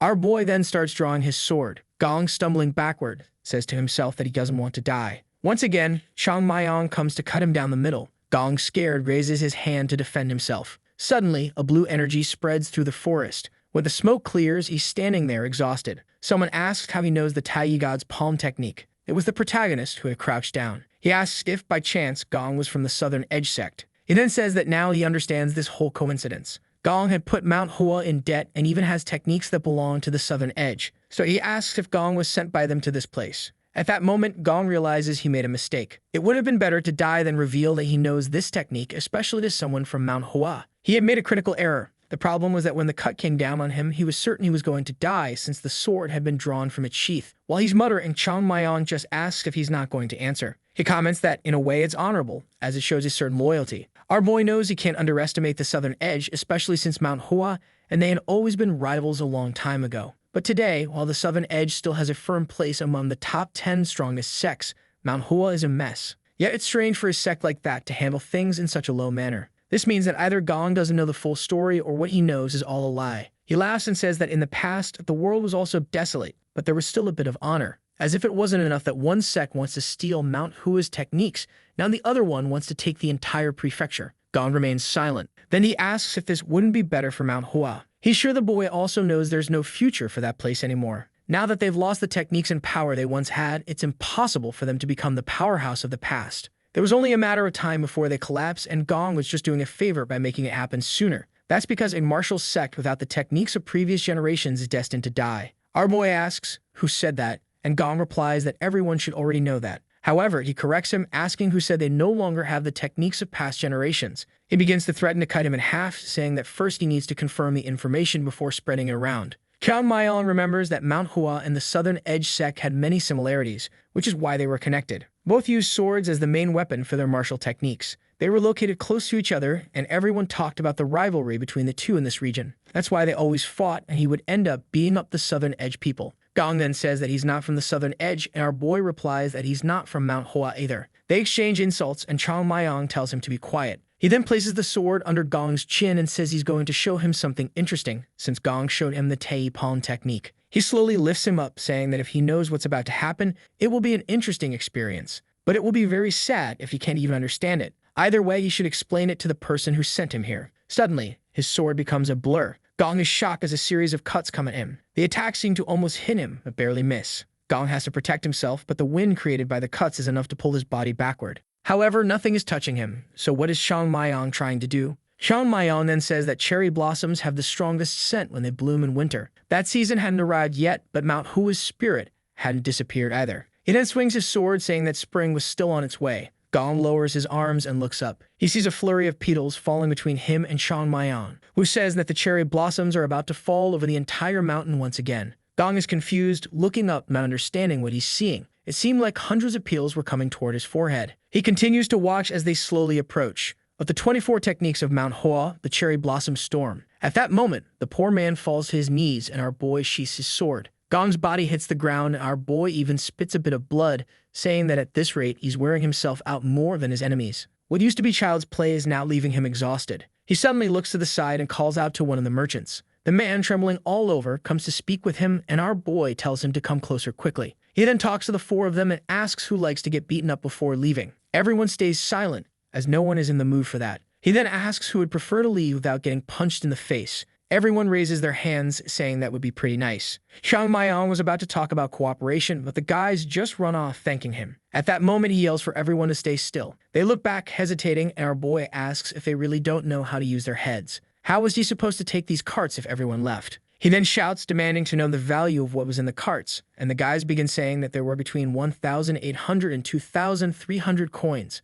Another cart had 8,000. And our boy is even confused by all that wealth. He then tells them to go to the city of Zhenjiang and bring that money back, because he's going to sell their own carts to them. It's best to bring the money without saying who it's for, or else he'll kill them right there. The guy is confused about this business of selling their carts to themselves, and asks what happens if the person sent to Zhenjiang doesn't come back with the money. Our boy laughs, asking what they plan to do after they run away. After all, they won't be able to re-establish their businesses without what's in those carts. What's in there is their future in this world, so they better come back with the money if they want to take those things back. One of them raises his hand and asks what happens if they tell the government about our boy. Our boy just kicks the ground and warns that they can try, but they better never come back here and flee to the other side of the continent. The poor merchants realize there's no way to escape from this lunatic. He then tells them to stop standing around and hurry up to gather the money. Sometime later, he's sniffing the bills, saying this is incredible. He comes back all excited and jumps into the sect. Meanwhile, Jojiel is wringing out his sweat-soaked shirt. The people are exhausted, wondering if they'll really have to do this every morning. But he feels that a lot has changed. Now they actually seem like a group of martial arts practitioners. At that moment, Yanzhang asks why he's smiling like that. He replies the same thing, saying that now they look like a group of martial artists. He thought it was a strange idea to have, considering they always had been. But his friend says he understands him. After all, he's been thinking the same thing. A few days ago, he couldn't imagine himself training so hard at Manhwa. But now it's time to return to the second training session of the day. All they tried to do before was pass the time, climb the mountain, and do some half-hearted training. But ever since he arrived, many things had changed. He knew it was all thanks to Xiang Maiyang. Surely he was bringing numerous changes to Manhwa. For now, it was just a small breeze in this entire place. But no one knew the impact it would have in the future. When he arrives at the sect, he hears someone shouting not to put that there, and telling the workers to hurry up and keep bringing more. As they look, there are a bunch of workers entering the sect. Many are carrying stones, saying to bring everything without breaking anything and ordering them to work faster. The third-year students entered, trying to understand what was happening. Anam was ordering everyone around until Yunzhang called out to him. He approached and asked what was going on. The master explained that those men were all workers.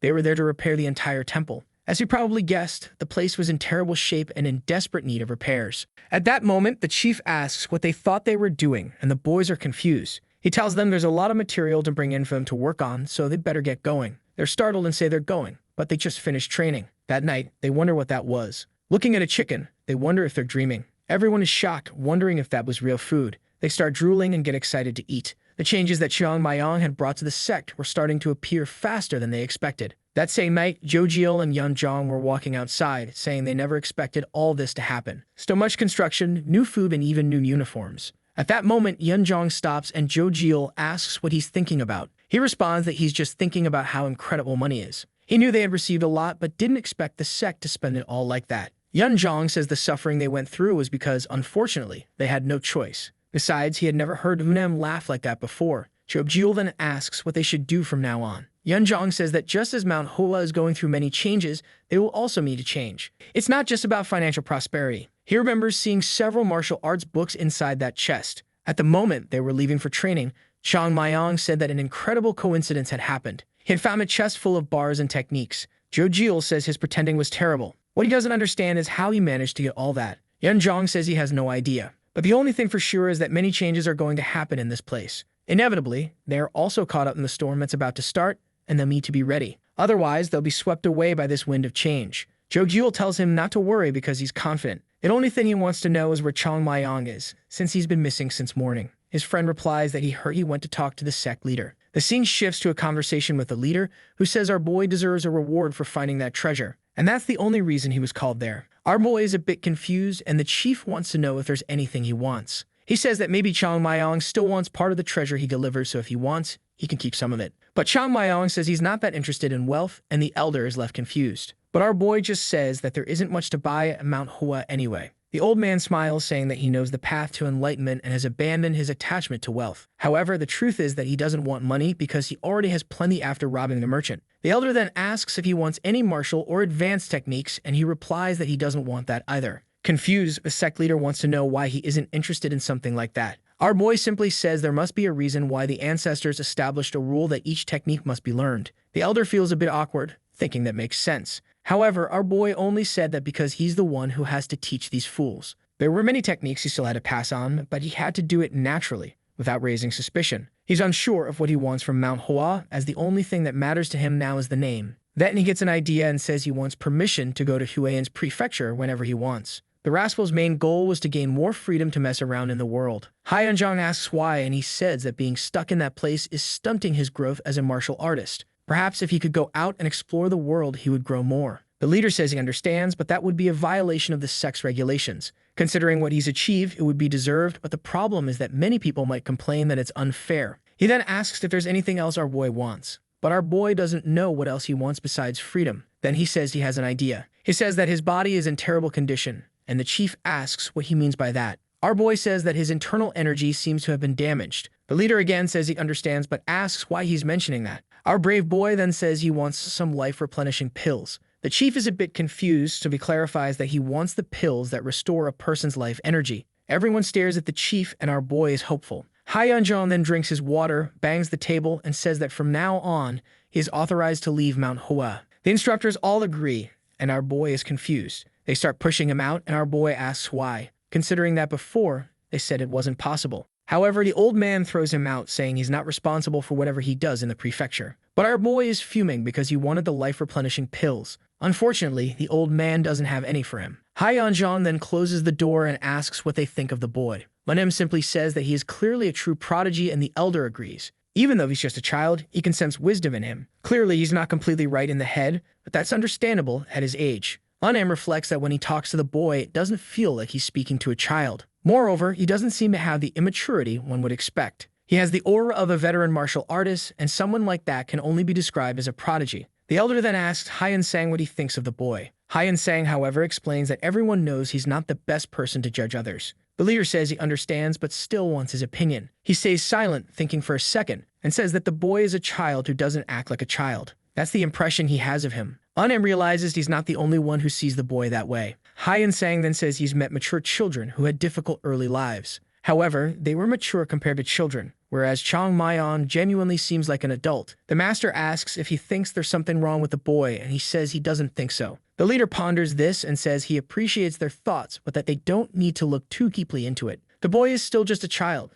so that's how they'll see him. Their goal here is to help everyone reach their potential and correct any flaws. The two acknowledge the leader, saying they understand. He then asks Unam how the repairs are going. Unam explains that since it's hard to bring things up the mountain, they're having to collect the trees from there. The problem is that it will take time to cut everything and then dry the wood. Jong asks if he has any objections to using all the money on these superficial things, and Unam immediately says no. The leader then says he hopes everyone understands that Mount Hua must be reborn. They will rebuild the sect's appearance as well as its martial arts. Wanam agrees, saying that's a very wise decision. He then asks Sang to understand the new martial arts books as quickly as possible so that they can be used. He also requests that he be extremely careful, as there can be no mistakes in what the boys will learn. Song just assures him that he personally guarantees it won't happen. Jong thanks him, saying he trusts both of them. However, Song is a bit hesitant. He's not sure if he should tell the leader that those books are too new for something that's supposed to be hundreds of years old. Not to mention that some of them had a bit of ink recently spilled on them, so it seems like someone rewrote them. But maybe he's just being paranoid because the content clearly had no malicious intent.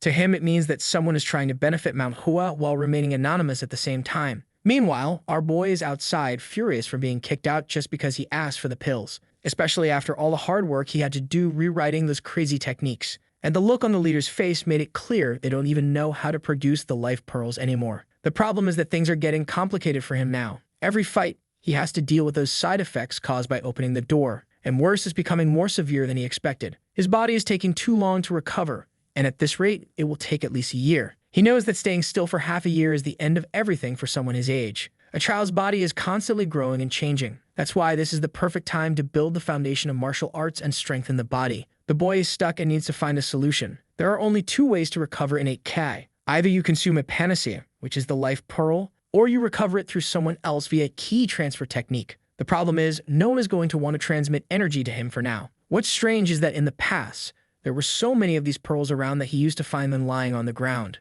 There were so many in the sect that he sometimes used them as hangover cures. The rascal starts gesturing, pretending to pour a drink, saying that speaking of which, he misses something like that. Then he pauses for a second. He thinks about the hangover and suddenly seems to remember something. He knew exactly where he could get a remedy like that. Immediately, he runs through the forest, saying he's sure it's still there. Being an idiot sometimes has its uses. A while later, he's looking up at a giant mountain. It was the highest and most dangerous peak in all of Manhwa. And the worst part is that the place he's looking for is right in the heart of it all. A cave that, even among all the disciples, he was the only one who knew about. Back in the day, he hid there when he was running away from the leader, and it really helped a lot. It was the perfect place to drink without anyone finding him, which makes him wonder why they let him stay in the sect instead of kicking him out when he was younger. But that's not important right now. He needed to climb it and find that panacea. In his past life, he could have reached it with 2 jumps, but that's impossible with his body. So he leaves and comes back with a rope. He heads up the mountain convinced that descending is better than climbing. Of course, there's the small danger that he could just fall and die. But he's determined, saying you only live once. Or technically, he's living twice. The rope is tied to a tree and the climbing mission begins. The simple reason training is forbidden here is the deadly fall. There's barely anywhere to put your feet or hold on. The poor guy slips at this moment and starts free falling. He's scared, saying he's going to die. But when the rope reaches its limit, his body is pulled upward. At least he's glad he tied a decent knot. However, now he's swinging toward the mountain. He concentrates energy in his hand and slams it into the mountain as he swings back. But the bone in his arm breaks. Still, he manages to activate the adhesion seal, which makes him stick to the rock. The obvious problem now is that one of his arms is broken, but at least he could see the entrance to the hideout. He could reach it if he released the adhesion seal and used a bit of momentum. He starts swinging back and forth, and after a few swings, he's ready to leap. But the rope snaps right then. Once again, he has to activate the adhesion seal, but the bones in his hands start to break. He keeps slipping, hitting the wall, and almost falling out. Barely he hangs on and manages to pull himself up into the cave. He's already cursing, saying it's a lie that he was the master of the fluorescent blade. As he enters the cave, he sees everything covered. He approaches and pulls it away. The boy had even left a lamp here, which apparently never goes out, He opens the chest, and inside it, there's another chest that he hopes contains what he's looking for, the life-replenishing pills. As soon as he begins to open it, energy flows through his body. It felt like countless cherry trees had blossomed in the cave. There were even some white pills, which were much rarer and more powerful. Our boy apologizes to the past Jangman, saying that at least he didn't steal the most expensive one. The first priority was to recover his vitality, and it would be even better if, in the process, he could increase his internal energy. Without hesitation, he pops the first one into his mouth, and it dissolves into his body. The energy spreads, and he starts to exhale, trying to stay focused. Little by little, everything that was trying to spread through his body begins to condense into a single grain. The problem is that it still needs to be further purified before it can be integrated into his energy core. After all, he wants to create the perfect body using only pure energy. That's why he's rejecting any impure energy. The small remaining fragments merge into the core. The pill shatters, his energy core begins to glow, and the entire cave turns blue.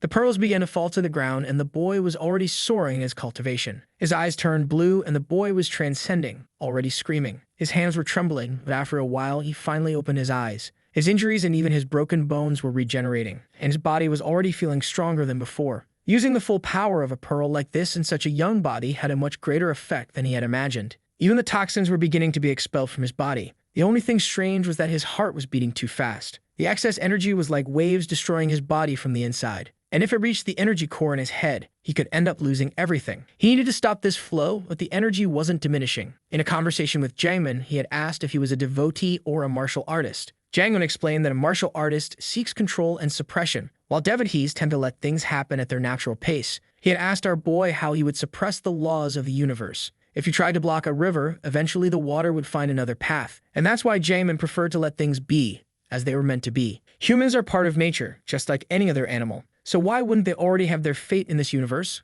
With his hand on his chest, he thought about this idea of letting things flow. He found himself in his sea of consciousness, looking up and seeing a great wall beginning to crack. He recognized it as the top of his body's energy. That was the entrance gate, and seeing all those cracks showed how destroyed his body was. When he placed his hand on it, he could feel a strong vibration on the other side. Judging by the pace of things, it was only a matter of time before the wall fell. Eventually, it would collapse, and if it all opened at once, he would be taken with it. Just as Jamin had said, you can't block a river because it finds a new path. If he tried to stop this wave, he would be defeated, so he would have to let it flow somehow. He then opened a small hole in the wall. The water started flowing under his feet, and he realized Jamin had always been right. It took him 100 years to understand that nature has its place for every person, but he had finally learned that. The energy then flowed to the center of his head. Sometime later, the day dawned. He woke up in the cave, and the boy who had been floating fell to the ground like an idiot. He was confused, wondering how he had been flying. But when he looked at his palm, he remembered what had happened. All the energy pathways in his body had been opened, and this child's body had somehow survived. All thanks to the teachings of Brother Jamin. The risk had been high,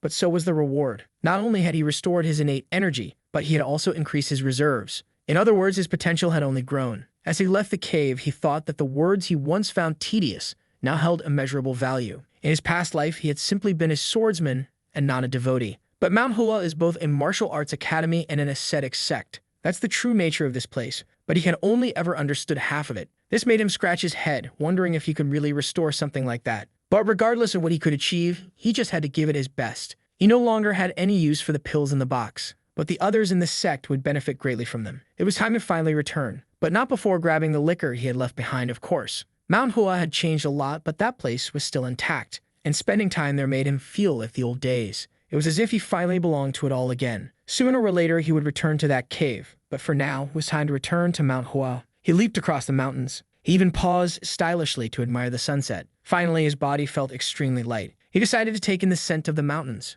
but it reeked horribly. The purification had turned him into a walking chemical weapon. Meanwhile, back at the sect, everyone was frozen and shivering from the cold. It was early, and they were heading out for training, wondering how long they'd have to keep this up. One of them commented that Chang Mayong had been acting strange lately. He looked worn out, like he was sick and exhausted. One of them then said that maybe the rumors were true, that he had suffered an energy surge. This caught everyone's attention as they agreed he looked very tired. Maybe he was avoiding training because he couldn't handle it anymore. The group concluded that this meant they no longer needed to train so hard either. One of them gathered the courage to ask why they had been following his orders until now. It was just because he could beat them all single-handedly before. But now that he was exhausted, things had changed. If they all teamed up, they could finally beat the boy. Jojiel, standing to the side, was just observing the murmurs, and Yunjong told them to let them do what they wanted. Soon enough, they'd face reality. The gate began to open. Someone approached, glowing, and the group was already terrified. It's our boy, exuding an aura. They don't understand how this guy, who was nearly dead, showed up with skin glowing brighter than ever. At that moment, Chang Mayong says he understands why everyone is mad at him. Lately, he's been neglecting training due to his health. For that reason, he sincerely apologizes.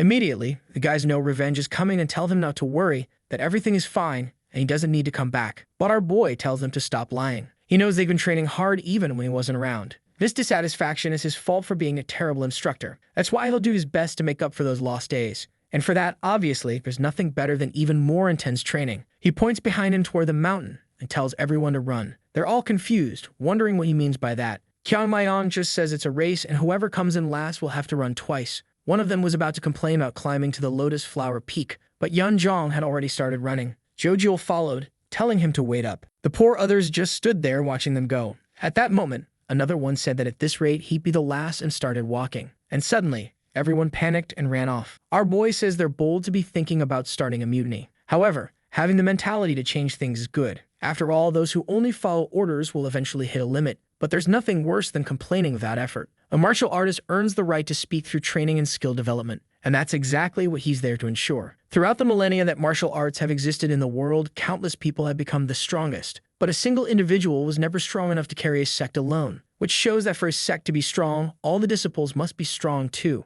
His goal is to make sure that Mount Hu surpasses the glory of the old Mount Hua. He then yells that the last one today won't get dinner. The sun is finally starting to rise between the mountains, and the poor disciples are already lying on the ground, defeated as usual. Jojiel, exhausted, looks back and sees Yunjong getting up. He's impressed that this guy is trying so hard. It was clear why he's truly the senior brother. This wasn't a matter of strength or skill anymore. It was simply the foundation of willpower. A stone falls to the ground and someone asks why the sun has already risen. It's Chang Mayong with a bunch of weights saying that whoever has finished their training should give him the weights because he wants to use them. At that moment, he looks around and wonders why everyone is sleeping. While he complains that training had barely begun, Jojiel is staring at him, thinking he's a monster. He says these kids nowadays really can't be taken seriously, but everyone knows he's the youngest one there. He then drops the weights and says that's it for today. But he warns that whoever skips training tomorrow will train 10 times harder afterward. Before leaving, he tells them to clean everything up and put the equipment away. The others are just thinking he's a bastard. Sometime later at breakfast, Yeonjong asks the guy next to him if he's lost his appetite,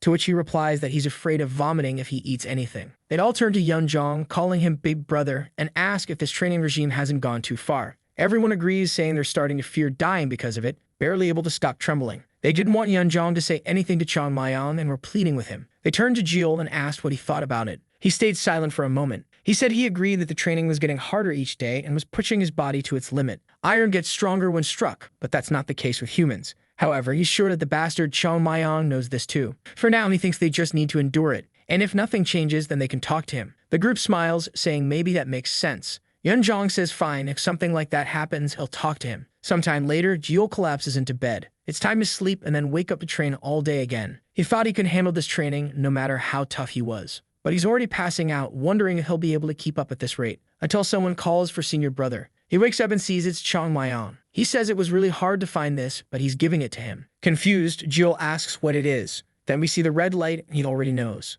It was a plum blossom pill. Our boy tells him to keep quiet, but he's shouting, asking where he found it. But Chang Mayan just says he believes it will be very useful to him, and he tells him not to tell anyone else about it. Jeol is overwhelmed with emotion. Then Chang Mayan tells him to consume it quickly, and he'll help guide his ki. Jeol is moved, saying he'll never think of the boy as a heartless monster again. When it came time to help, Chang Mayan was always the one who showed up. However, our boy is grinning wickedly, thinking the real hell is about to begin. The next morning, everyone was training and shining brightly. Obviously, our boy must have done the same for everyone else. And Eunjun quickly noticed that something was different. The attacks of each of the boys were much more precise. However, they were practicing the same techniques. The dexterity of movement and the speed also seemed to have improved. Each sequence of attacks was emanating strength. Their upper bodies were stable with more muscle behind the sword. He didn't understand how all these people had improved so much in such a short time. That's when he remembered our boy asking for a month of training. He guaranteed they would see a difference. Eunjun began to wonder how it was possible that just one morning of training had caused all this.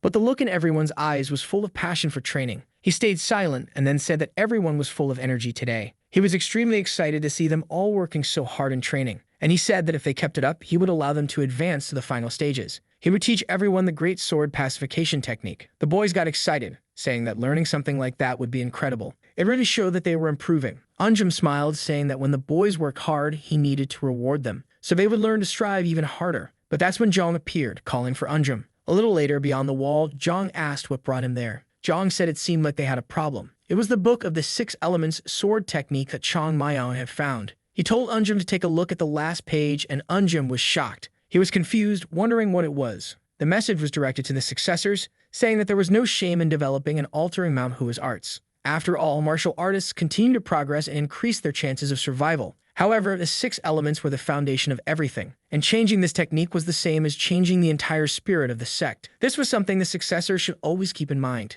Eunjun knew that the 6 elements was the technique that had kept Manhwa alive for all these generations. Just as a novice learns to hold a sword, all martial artists learn the 6 elements technique. He then asked Jong if they were really going to teach something like that again. It was a technique that took a long time for a disciple to learn, which is why a new one was developed. Jong said he agreed with that, and that's exactly why he was there, as he knew it was Manhwa's wish to reorganize the 6 elements technique and make the true technique easier to learn. However, they also needed to pay attention to the words of those who came before them. The trainer thought that something like this was actually much more important to consider. That's because the words of those who came before indicate the path those in the future should take. This is the foundation of learning, so they couldn't ignore such a clear warning. That's why the leader came to get the trainer's opinion. He thought about the options of following tradition or pursuing change. After a while, he said that the reason they created this 6 elements technique was because they had little time on their hands. They didn't know when Manhwa would come to an end, so they decided to speed up the process for beginners. After all, it was pointless to try to build a foundation when there was no future. The question he wanted to know then was whether the leader now saw a future for Manhwa.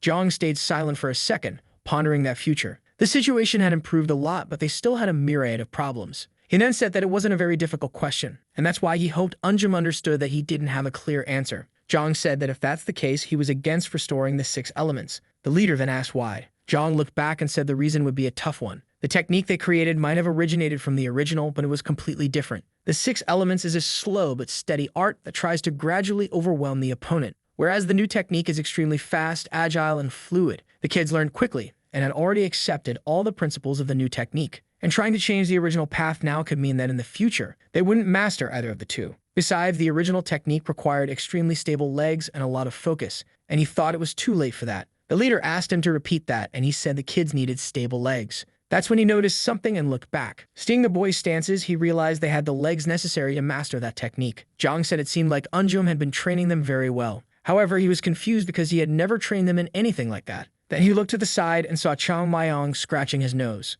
and he began to wonder if this was that kid's doing. He then asked the leader for permission, saying he wanted to get one of the boys' opinions. He called for our boy, who was startled. Unjum told him to come over as he had something to ask, and Chang Mayong agreed. Unjum asked him which option was better, reaching the highest possible point slowly or reaching the destination quickly, which was the right path for Manhwa to take. The protagonist pointed upward and said the right answer was always to aim for the highest point. Unjum asked why, and our boy said it's because this is the Manhwa sect. Zhang seemed impressed. The boy carried all the pride of this sect's history, and to think that the ideal that existed in this place long ago came from the mouth of the youngest one. Chang Mayong said that if it were any other sect, the second option would be correct, but in the case of Manhwa, it's a different reality. The only way to restore the honor and glory of the past was to not compromise the future in any way. Zhang was impressed that the boys seemed to understand the meaning behind Ong's words. The leader asked if this was just because they were Manhwa, and our boy said that's what he thought at least. They exchanged glances and told him it was fine and he could return to his position. As our boy left, they talked among themselves, saying it was embarrassing. They never expected to hear words like that from a child. The only reason he gave was that they were in Manhwa sect.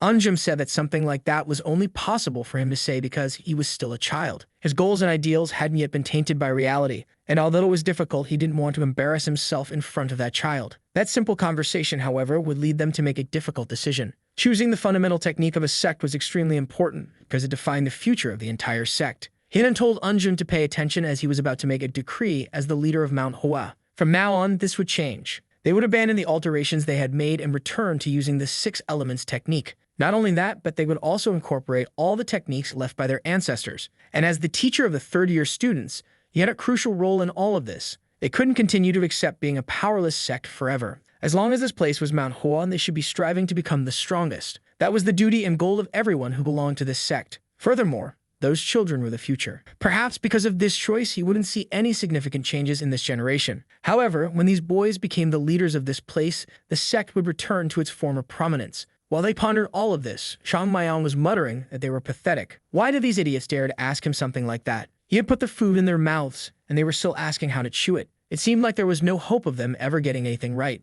Whatever they were doing, they were probably doing it wrong. It was time for him to visit Hua's prefecture, because they were surely making a mess of that place too. He shouted for everyone to hear that the sect was a mess without him. After years of hardship, the sect was finally at peace. The biggest problem, which was financial, had been resolved, and the old techniques had been reestablished to ensure the sect's future. Everyone was happy and the place was filled with laughter. But for our boy, peace was far from reality. The city was a complete mess. Sitting on a crate, he asked Zhou Jiul if he was really the son of a merchant family. Zhou Jiul said yes, and our boy asked him what it was like to run a big business on this continent. Zhou Jiul said it wasn't a big business, just a small shop. Our boy said that as an only son, Zhou Jiul must know some secret or something going on there. Zhou Jiul looked confused, wondering what he was talking about. Our boy told him to forget it. They both looked back, and our boy asked why the place was in such chaos. His friend said it was because of the previous owners of that place. Even though they were bandits, they treated the employees well, and when they left, everyone disappeared. Or rather, you could say they'd brought a bunch of family members,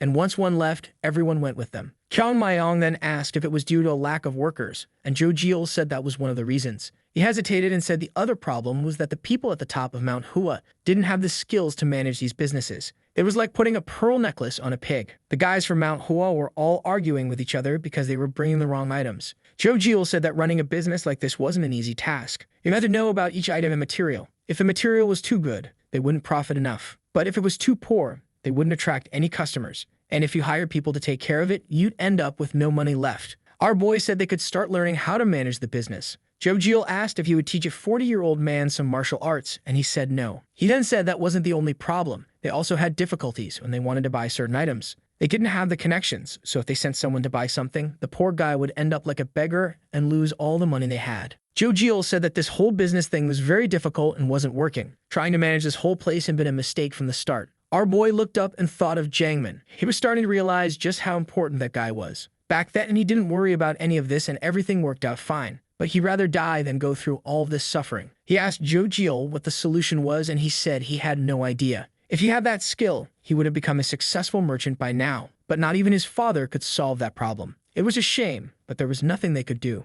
To run a business like that, you either needed to have most of the items or a background full of connections. It would be nice if Elder Huang were in better financial shape. Confused, Zhang Maiyang asked who that was. Zhou Jiu explained that Huang was a great merchant, a kind of magnate who traded with the entire state of Shaanxi. In the past, he was one of Manhua's sponsors, and it was his support that prevented the total collapse of the sect. The protagonist asked why he sponsored them, considering there weren't any decent martial artists there. He saw Zhou Jiu making a face and asked what was wrong. Zhou Jiu said it was nothing and just mentioned that Huang sponsored several sects, and that if he were around, he would surely give them plenty of advice on how to manage everything. Our boy said the problem was solved then, since they just had to go and ask him for help. But unfortunately, it wasn't going to be that easy. Huang had been bedridden for over a year due to a coma. At that moment, Zhang Maiyang sat down, realizing it really wasn't going to be easy. Suddenly, someone was calling for our boy. It was Yunem, and he asked what was going on. He approached the two and said there was a task. He would have to return to the mountain, and our boy asked why. Climbing that mountain was incredibly difficult, and he was sure there were stronger and better prepared brothers. He was the youngest here with weak thigh and shorter legs. Anam, however, told him to stop stalling because he was also the one with the least to do. Our boy said he had just been sweeping the whole courtyard, for goodness sake. But seeing the broken broom, he quickly asked what the task was. Anam explained that he had to deliver a letter to the finance office, and it was extremely important. It was from the Yunha Exchange Company, so he had better not lose it. Zhou Jiu warned our boy that the Yunha Exchange Company belonged to Master Huang. He then grabbed the letter and said it would be delivered as quickly as possible. A little while later, in the mountains, he looked to the side and pulled out the letter. A letter from the famous Master Huang of negotiations, or probably from one of his employees, since Huang wasn't conscious to speak, for that matter. He saw the seal and gave a small smile. He knew what he was about to do was wrong, but he apologized to Jiangmen in advance. The message said it was only for the sect leader's eyes, but our boy was curious about what kind of message someone bedridden was trying to send. He was sure they'd appreciate a little help from him. He opened it and took a look. The letter started by getting straight to the point. It was shameless to send this letter after years of silence, but he had to do it for his father's sake. He knew everyone's time eventually came, but the signs his father was showing didn't seem related to age. His heartbeat was erratic and his skin had turned a strange red color. He had completely lost consciousness and could no longer move. In addition, a red spot had appeared between his eyebrows. Zhang Maiyang seemed to recall the Chiama. They had called every doctor from all over the country, but none of them could correctly diagnose his father. It was out of pure desperation that he was sending messages to everyone his father knew. He asked that if the sect leader recognized even a little bit of these symptoms, to please send a message. And for anyone who could alleviate his father's illness, they promised a large reward in the name of the Yunha Exchange Post. The letter was sent by the vice president. However, our protagonist was shocked, saying that of course normal doctors wouldn't be able to treat him. This illness was known as the demon flower. From the outside, it looked like the person was poisoned by some kind of venom, which was why most doctors tried to find an antidote. However, the reason he was alarmed by this news was because this illness was caused by certain techniques from the demonic cult clan. He clenched his teeth, remembering those fanatics. He had thought he wiped them all out that day on the 100-foot mountain. The problem was that not only had they survived,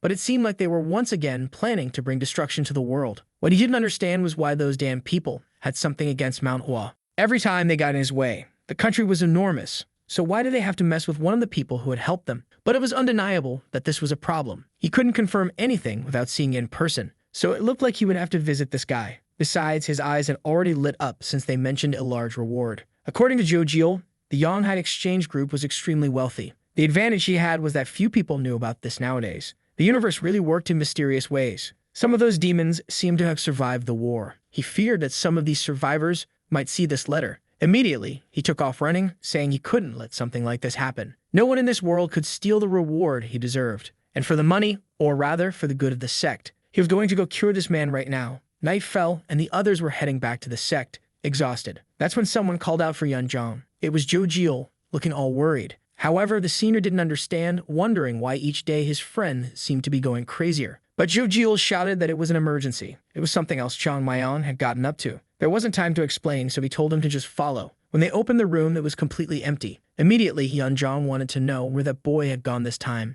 Zhou Jiu said that wasn't the important part. It was the letter on the bed. The letter said he'd be gone on business for several days. They had to cover for him the best they could. And also, if they missed any training, they would be beaten as soon as he returned. Yunzhang as always cursed him out, calling him a bastard. Zhou Jiu wanted to know what they were supposed to do now. Yunzhang just told him to tell everyone to stay quiet. Zhou Jiu said that if they were caught, they'd be in trouble. But Yunzhang responded that it didn't matter. They were already in trouble. If he said he'd be back in a few days, they had no choice but to wait. He knew that people didn't keep such a close eye on the third-year boys, so maybe they'd get away with it. Poor Zhou Jiu was worried about what would happen. if they were discovered. But Yunjong said he was more worried about what made Chang Mayong leave for several days. Whatever it was, it would surely cause a lot of problems. In the forest, our boy was sprinting from tree to tree, still running. He hadn't stopped for a second, running through the entire night. He had already run 117 kilometers and was finally feeling exhausted. In his past life, however, jumping over a mountain was easy. He looked ahead and said that in any case, it had been a long time since he'd been there. The city of Xi'an, a place where a lot had happened. In the past, he would drink there, always in high spirits, thinking it was the best. He was the number 2 in the sect and loved walking around there because no one bothered him. He was already a little drunk and ended up bumping into a guy beside him. The bottle slipped out of his hand, falling to the ground, and the man turned, asking if he had no manners. He told him to apologize since he had been the one to bump into him. But when the man saw that he was from Manhwa, he said he smelled something rotten. Obviously, Xiaoming wasn't at all pleased by that. The drink continued to spill from the bottle, and in silence, he told his men to get ready. The man was confused and started laughing. He said he already knew they were a bunch of thugs, but he hadn't expected that they would also have no manners. He had seen many masters like him roaming the city, but in the end, they always ended up getting beaten. Besides, it was ridiculous for him to come all the way from Mount Hua just to cause trouble in the city of Xi'an. So the man warned that if Chang Mayong wanted, he could teach him a lesson about what happens when you step into someone else's territory. At that moment, Chang Mayong sobered up immediately. He approached the bottle and gave it an upward heel kick. The man glanced, and it was over before he even knew it. A tap on the neck for each of the 3. They took the hit. Chang Mayong grabbed the drink, and the poor guys were wrecked. Mount Hua sect and the Southern Edge sect had always been arch rivals. You could ask why they were rivals, but you could also reverse the question and ask why they wouldn't be. It starts with the fact that it's difficult for 2 strong sects to exist so close to each other, especially considering that both use sword techniques, which made them even more competitive. Constantly, the question of who was the stronger sect would arise. Because of this, many Mount Hua disciples avoided going to the city of Xi'an. Of course, going there with that smug smile was always the exception. It was the perfect place to escape the Elder's eyes, have fun, and drink plenty. He was never the one to start the fights with the Southern Edge guys, and every time they got beaten up, it was because they provoked him first. Naturally, the pile of bodies started stacking up. Eventually, he had to admit that those guys had a certain tenacity. No matter how many times they got beaten, they always came back. Perhaps it was that tenacity that led the Southern Edge to their current position. The conclusion of all this is that he's guaranteed to have problems if he runs into them again around here. However, since he's him, he's sure he'll be fine. Besides, the people around here probably don't even know him, so there shouldn't be any trouble. The scene shifts to a doctor checking Juan's pulse. The doctor let go of his hand and said, unfortunately, there was nothing they could do. Jiangwei thanked him and asked if it was really his father's fate to die this way. The doctor beside him said that the Tang family prided themselves on their knowledge of poisons, but unfortunately, he had no idea what was affecting his father. The son asked what it could be, and the doctor said that despite the symptoms, it didn't seem to be a type of poison. In his opinion, there was something more behind these symptoms. Jiangwei grabbed the doctor's shoulder and asked if it might have been some type of food. He then noticed the doctor hesitate and removed his hand. He apologized, saying he acted out of frustration. The doctor said he understood and was saddened that he couldn't help. Alone in the room, Jiangwei wondered what options were left. His father's health was getting worse day by day. He couldn't do anything for him, even with all the money they had. His father had always been generous to those with little, but now he was about to meet his end because of an unknown illness. Someone then called for the vice president and asked to enter. There was an elder from the Southern Edge sect named Maxian Jai. He said he was sorry to say it, but it was time to face reality. The only way to save Wang was with a Taoist ritual. The son said he understood the concern but didn't want to use that method just yet. However, Muxeng says that it's not every day you can have the Taoist ritual performed by him. But John Wee says he'll wait for the responses to all the letters he sent before making a decision. Clearly, the guy from the south isn't happy about that. And he says that all the work he's doing is utterly pointless. Zhang Wei is losing his patience with these provocations, but he has to endure all these impertinences. That's because Moksung is one of the elders of the Southern Edge sect. They've long been part of the 10 major sects, and lately, their name has been spreading across the country. Some even say that within a few generations, they could be the greatest sword sect. And that's why, as the vice president of a trading company, it's difficult for him to oppose someone like that. He's sure that this guy will demand a fortune for this so-called ritual. It's not even about the money he cares about. If it were to save his father's life, he'd give up everything he owns. However, he's certain that if the Southern sect really had the solution to the problem, they would first cure him and then ask for the money directly from his father, which shows that they have some other motive behind all this. But Mokshung says there's no other way. If even the best doctors haven't found the solution, it's impossible for him to be cured. Just then, someone calls for the vice president. He appears and asks what's going on. The man informs him that a messenger has arrived from Mount Hua. Zhang Wei is confused because the letter to Mount Hua was the last one sent. So why were they the first to arrive? Mokshung, however, asks what someone from that failing sect is doing there. He warns Jongwei that there must be a trick up their sleeve, so he better be careful. He puts a hand on the man and says that going to talk to this person is a waste of time. How could the most insignificant sect of today cure his father's illness? However, Jongwei says they came from afar to offer assistance, so it would be impolite not to receive them. Moksung just watches and says, "All right then." In the corridors, the servant informs that the person is still at the gate. Jongwei says that leaving the person at the gate was discourteous. The servant tries to explain that the situation is unusual, but he cuts him off, saying that's enough, they'll go meet this person right away. He arrives at the gate, opens it, and immediately apologizes for keeping him waiting outside. He introduces himself as Jongwei, the vice president of the place. The person says it's fine since he's not there for courtesies. Jongwei notices that the person had a very casual demeanor, and when he stands up, Jongwei is startled. It was our boy, calmly cleaning his ears. He's a bit confused, and the young man blows on his pinky finger. Jongwei then wants to know when the rest of the delegation would arrive. But Chang Mayong simply says he came alone, and Jongwei is already breaking into a cold sweat. The boy just says he's there alone and has a way to cure the old man, so they better take him inside quickly. Besides that, he wants to hear a bit about that huge reward they mentioned in the letter. Jongwei is completely baffled by this opportunist. The place falls silent, while he stares at the boy, who's casually asking for money. He then asks if Chang Mayong came alone, to which he replies yes. The man questions if that means there's no one else besides him. The boy says yes again. He looks at the servant beside him, who shrugs, unsure of what to do. Looking at the boy, he wonders if Manhwa is playing a joke on the Unna trading company. However, maybe the boy really had a solution. That's when Moksung starts laughing and says that there's no way this sect could be more ridiculous than this. He approaches the vice president and says he warned him that it was a waste of time to talk with Manhwa. They don't have the necessary knowledge to take care of his father and sent this joke of a person here. He at least thought that the leader of Manhwa was a wise old man. So why did he pull such a cheap trick like this? Xiang Mayong thinks that he should have imagined something like this would happen, considering his age. So he decides that he'll have to convince them somehow. He leans in and says he'll introduce himself. His name is Xiang Mayong, and he's a third-class disciple of Manhwa. They had recently received the letter sent by the vice president, and he's there because he believes he knows the reason for the symptoms his father is experiencing. The vice president seems startled by the boy's statement. He asks if he really has knowledge of what's happening,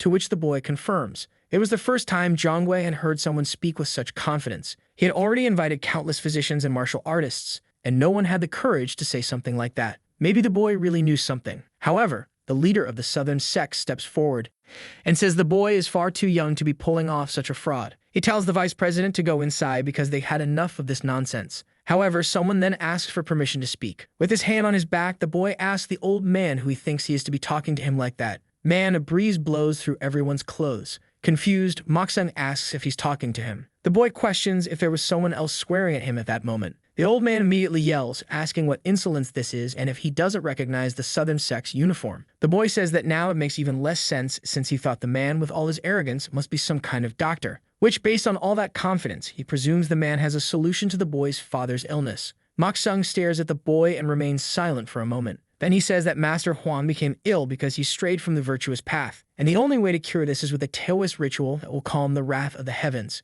Qiao Mayong says that sounds very convincing, but if it were a Taoist ritual, they should have called the Wading sect or the Kunlun sect. After all, that's not the specialty of the Southern Edge sect. Neither Manhwa nor the Southern Edge sect should be performing such a ritual. He turns to Zhang Wei and asks if he doesn't agree that his father should be treated by an expert. Zhang Wei is left speechless by the boy's knowledge. And Moksung immediately gets in the boy's face, asking how he dares to speak like that to an elder of a sect. However, Chang Mayong doesn't seem to care, and the old man is seething with rage. He then asks the vice president if he's just going to stand there and do nothing, not expelling this child immediately. But he remains silent. Then he tells Moksung that this is not the Southern sect, as he is merely a guest of the Unna trading company. In that place, he decides how guests are treated. He addresses the boy as young master, and asks if he could answer a few questions. The boy agrees, and he then asks him to explain more about these symptoms he claims to recognize. Qiao Mayong says he heard that Master Huang often travels for business, and he believes that on one of those trips, he passed through the mountain of my feet and was contaminated there. Immediately, Zhang Wei is startled by the fact that this didn't happen at all.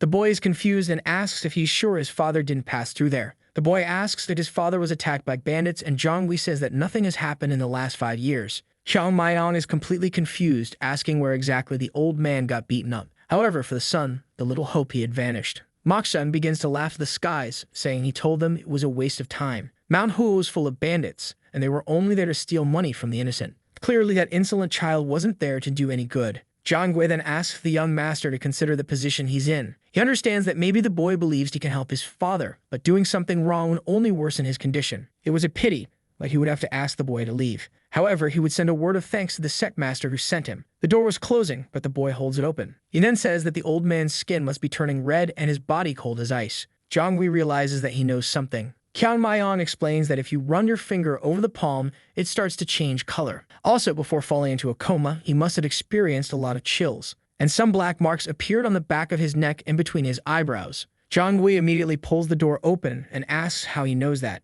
Our boy smiles and asks if he can continue. He feels proud as the man tells him to come in, apologizing. However, Mokshung wants to know why he's allowing a Charlin to do something like this. That information wouldn't help at all, but Jongui asks if he knows anything about it, because apparently, he had no way to cure his father. Mokshung is left speechless, and Jongui says it ends here. He no longer wanted the involvement of the Southern Sect in his father's recovery, and if he insisted, a letter would be sent directly to the official of the Southern Sect. Jongui stands there with a sly smile. With that, Mokshung leaves. A little later, the boy pulls back the blanket and sees the old man all red and in terrible shape. Even for him, the condition was much worse than he imagined. He already suspected it was this illness, but not that it had progressed so much. It would be extremely difficult for an old man to survive a year with this disease. He then takes his wrist and begins to use his energy. It travels through the arm, and the boy realizes it was the work of an amateur. Jongui then asks if there's no way to save his father. The boy says that curing him wouldn't be that difficult. Poor Jongui was so disillusioned that he thought the boy said there was no solution.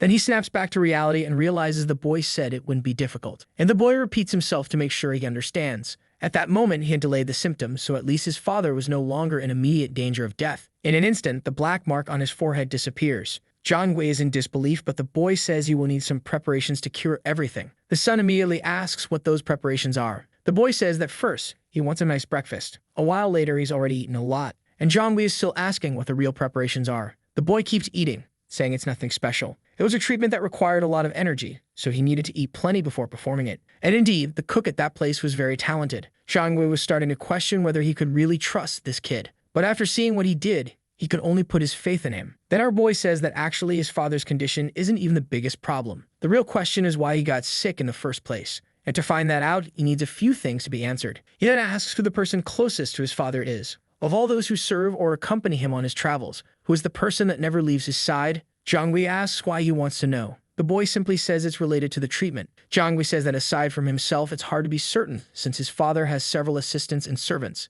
There are at least 5 people who fit that description. Jongui then says that it won't be so easy to find out. Jongui is confused and wants to know why this matters. Our boy then says that he thinks Jongui must have already imagined it. The condition his father is in indicates that he wasn't attacked by a stranger. In other words, someone close to him poisoned him. Immediately, Jongui stands up and says he won't allow such slander. At the Anna Trading Company, they were like family, and everyone respected his father. The boy simply says that maybe he's right, which means if his judgment is wrong, he'll just feel relieved. He picks his teeth, telling him not to worry that the investigation will reveal everything. His theory is that someone with very limited abilities was placing demonic Kai into the old man day by day, little by little. At first, it had no effect until the necessary amount accumulated, and then he started to worsen. Jongui asks how he plans to conduct such an investigation. Our boy says he's just going to ask a few people and the vice president can stand by and watch. But he guarantees things will get very interesting very soon. He then changes his mind and says there's actually one little thing he can do. With his hand on his chest, Jongui says to just ask. The boy grabs the bottle and says he wants another bottle of Yantai liquor. The scene shifts to Mokshung. The old man is even breaking his chopsticks out of anger. He says he's encountered a Dan Brad who carries the same name as that other Dan one. The former, known as the master of the fluorescent blade. The boy talking to him is Isong Beck, who asks if he's referring to the former legendary swordsman. The old man slams the table, asking what's this business about legendary. He says you can't use a title like that for that damned bandit. Isong Beck knows that Mokshung always gets irritated at any mention of Manhwa. It's been 100 years since the master of the fluorescent blade died and still people talk about him. This makes him wonder if the guy was really as strong as the legends say. So he tells Mokshung to pay no attention to this kid. However, Mokshung responds that it's impossible to forget that Dan boy who kept making false promises. Isong Beck simply says the boy is bluffing, so nothing will come of it. But Mokshung has already heard that Master Huang's condition has improved. That's when Isong Beck understands the elder's concern. Huang never forgets a favor, and that means if the boy helps him, all of Mount Hua will be helped. And that was something they from the Southern Edge sect couldn't let happen. He then tells the elder that if he wants, they could make the boy leave the city. It would be wrong for the elder himself to expel the boy, but second-class disciples wouldn't have any problem with it. Besides, no one would think much of a little fight between the people of the Southern Sect and Mount Hua. The elder says they could be accused of beating up a little kid from Mount Hua, But Isong Bake says that everyone already knows about the rivalry between the two sects, so it wouldn't be that strange. They could ask for a small friendly duel, and maybe things would go wrong. This was the perfect chance, especially since the tournament between the Southern Sect and Manhwa was approaching. Moksung slams the table and says he understands the logic, but cannot allow something like that to happen. The boy was just a third-class disciple, and it would be a disgrace for the Southern Sect to challenge someone like him. What would the rest of the world think if they saw them harming a child from a fallen sect? Isong Bak says, "All right then, if the master says so, I'll understand that I don't have permission." He stands up and says that if any of the disciples foolishly lay a hand on the boy, they'll receive the proper punishment. Moksung agrees, saying that he will certainly punish anyone who lays a finger on the boy. However, Isong Bake isn't stupid, and he already knows this is all just a pretense. The reward for whoever does it will be far greater than any punishment. The two then leave. Moksung keeps thinking that it's no surprise to him that young people these days don't respect Manhwa. After all, by the time they were born, the place was already in ruins. But when he was an apprentice, the Southern Sect had no chance of fighting Manhwa head-on. If the strength of that place hadn't been destroyed by the demonic cult, even now, 100 years later, the Southern Sect would still be beneath them. And obviously, they cannot go back to those days in any way. One thing is certain. If they sent that boy from so far away, they are trying to influence the world again. To him, that sect was impossible to recover. However, it seems he will have to speak with the Southern Edge leader once this is resolved. The scene shifts to two guys outside. Goe asks Izong what he plans to do with the kid. He replies that he'll politely ask him to leave the city. It's not in his nature to pick fights with a child, but he also can't allow him to cause trouble for the elder. What he finds strange is why Manhwa sent a child like this, as at that age, they shouldn't even be allowed to leave the sect. Apparently, the sect had fallen so much that they no longer had rules. Suddenly, Isong stops and says, "Speak of the devil," as someone matching the description was right in front of them. Our boy was there, whistling casually until someone called out to him. They approach and say it's an honor to meet a disciple of Manhwa. Then he introduces himself as Isong Bake, a disciple of the Southern Edge. Clearly, our boy doesn't care at all about that. Isong then asks where he's going. Our boy says he's going to see Master Kwang. He's curious to know if his condition has improved. Isong thinks the kid is shameless.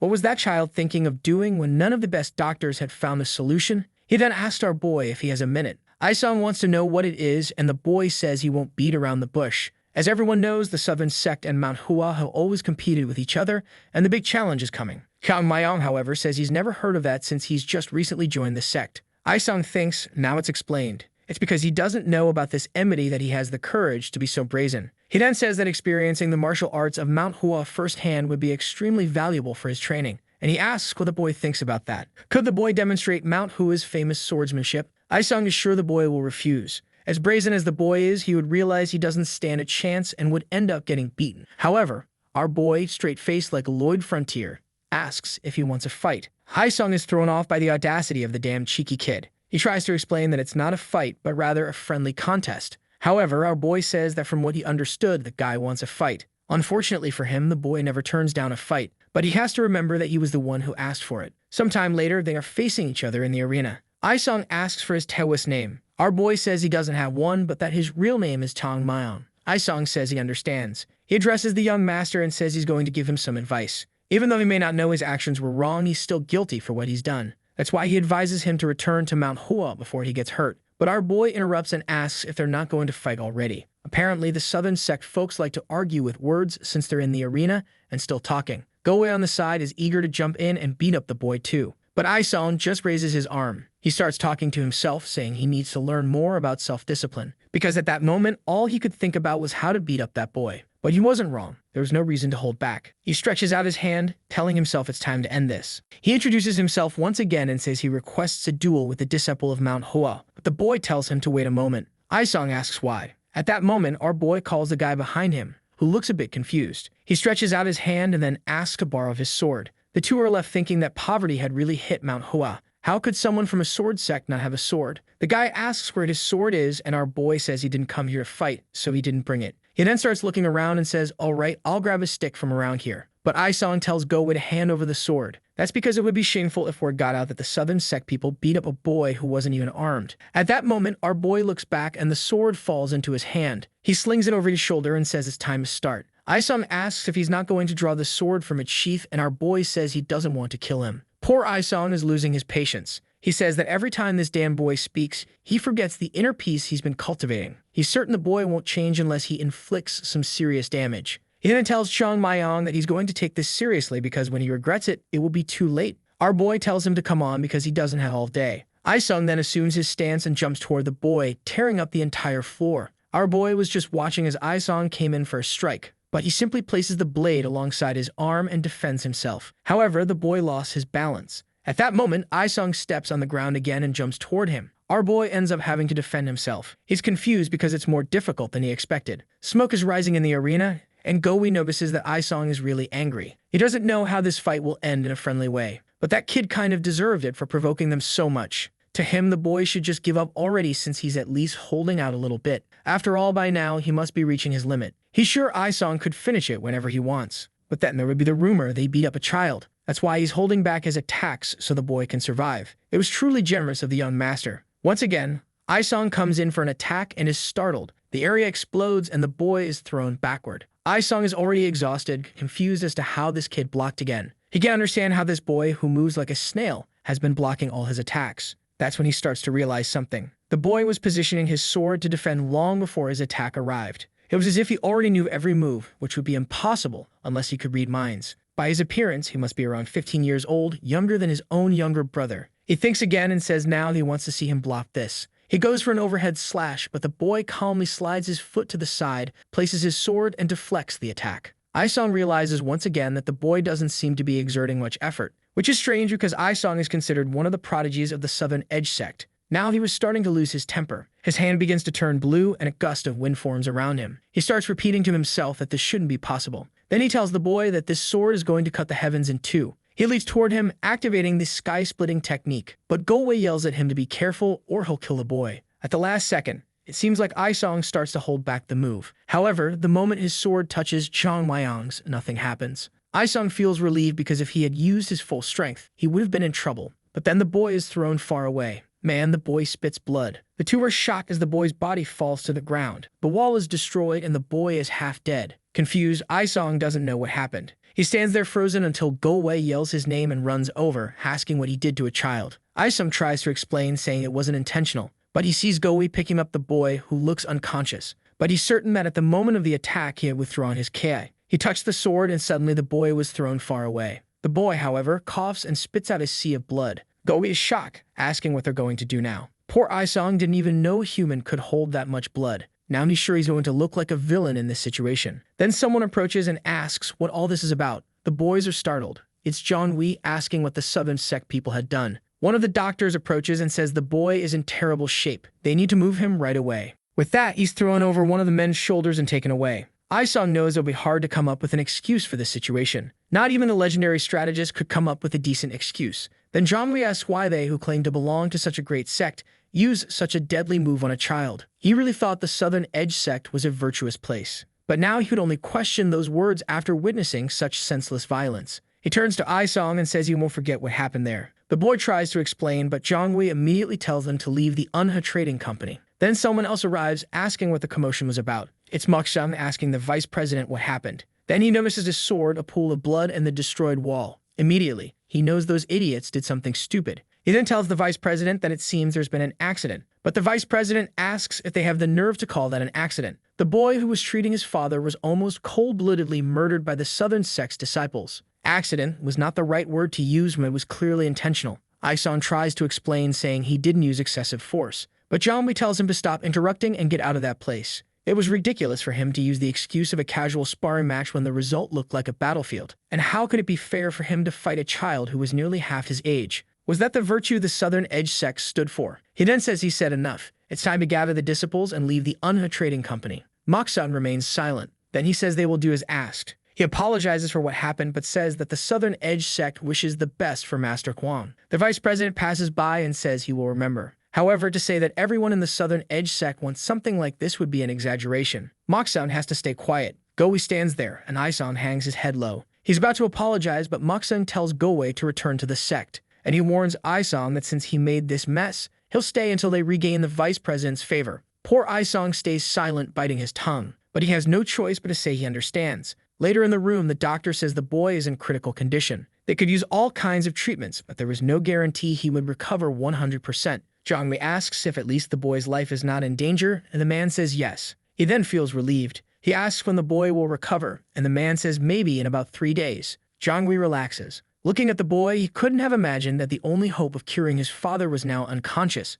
This child was the only person who managed to improve his father's condition, even if just a little. He knows that, in the end, this boy is his only chance to save his father's life, and to think that he would be beaten to the point of losing consciousness. Anyone who respected the honor of the trading company would never do such a thing. The Southern Edge sect had become far too arrogant. The doctor then asks if he is sure the boy can really cure his father. To him, it was hard to believe. However, Jongwei explains that many renowned doctors came there and did nothing. But the boy was able to describe the entire illness without even seeing it. Not to mention, he saw the boy improve his father's health right in front of his eyes. He wasn't trusting the boy blindly, but because he's sure the boy was sent by the heavens. That's why they must ensure by any means that he recovers as best as possible. Night falls. Someone opens the door and enters the room. A man in a cloak stares at Chong Mayong's sleeping body. He prepares an attack and says he personally has nothing against the boy, but this is the price he has to pay for getting in their way. He raises his hand and strikes at the boy's neck, or rather right beside his head, because Chong Mayong wakes up and dodges. With a smile, he grabs the man's arm. He stands up and says, "Found you." Our boy is already laughing, asking if the cat got his tongue. The man activates the power in his other hand and attacks,